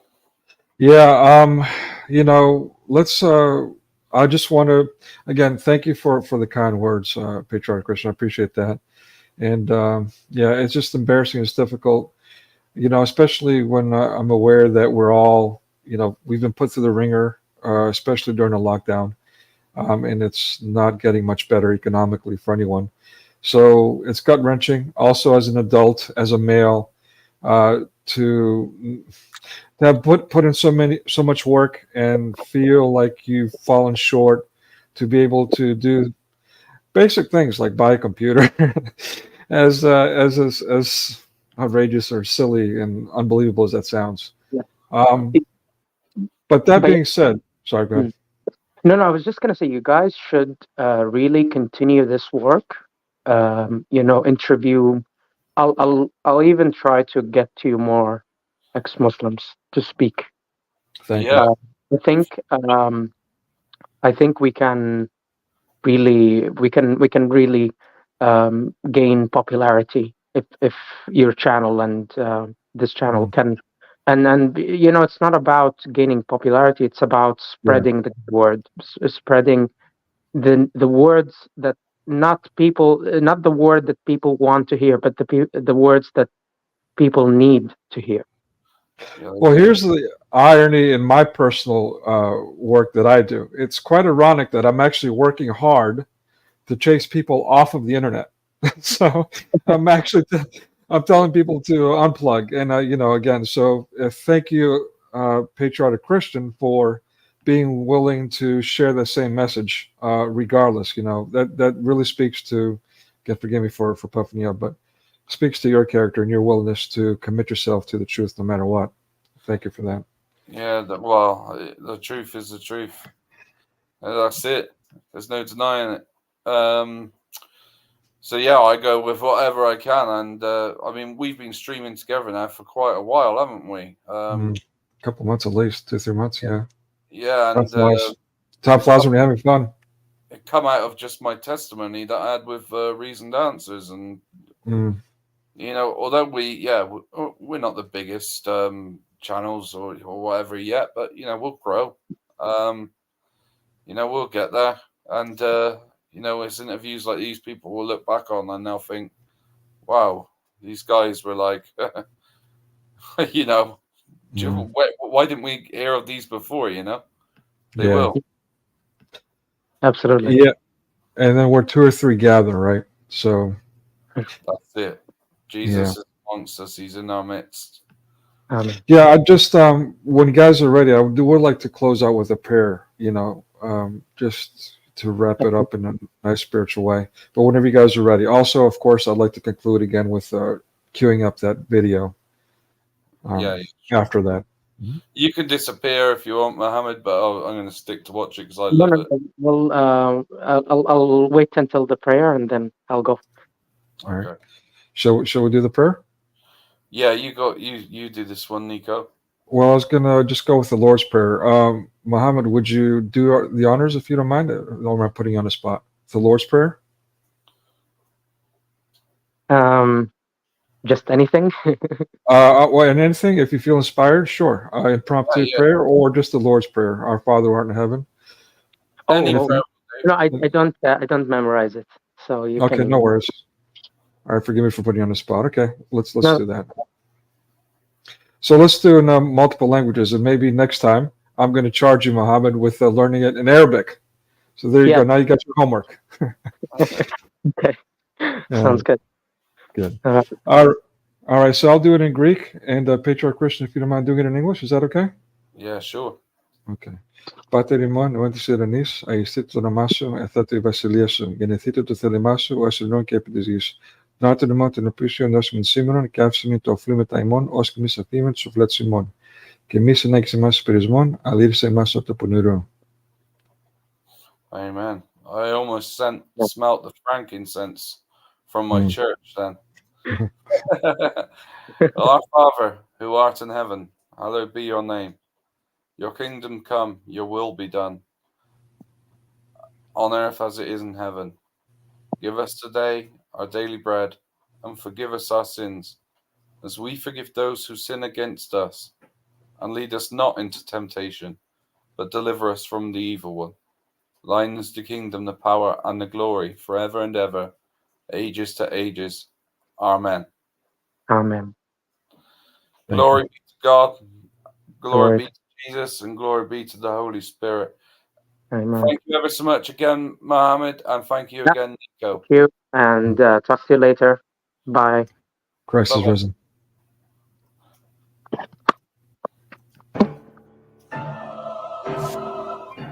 I see.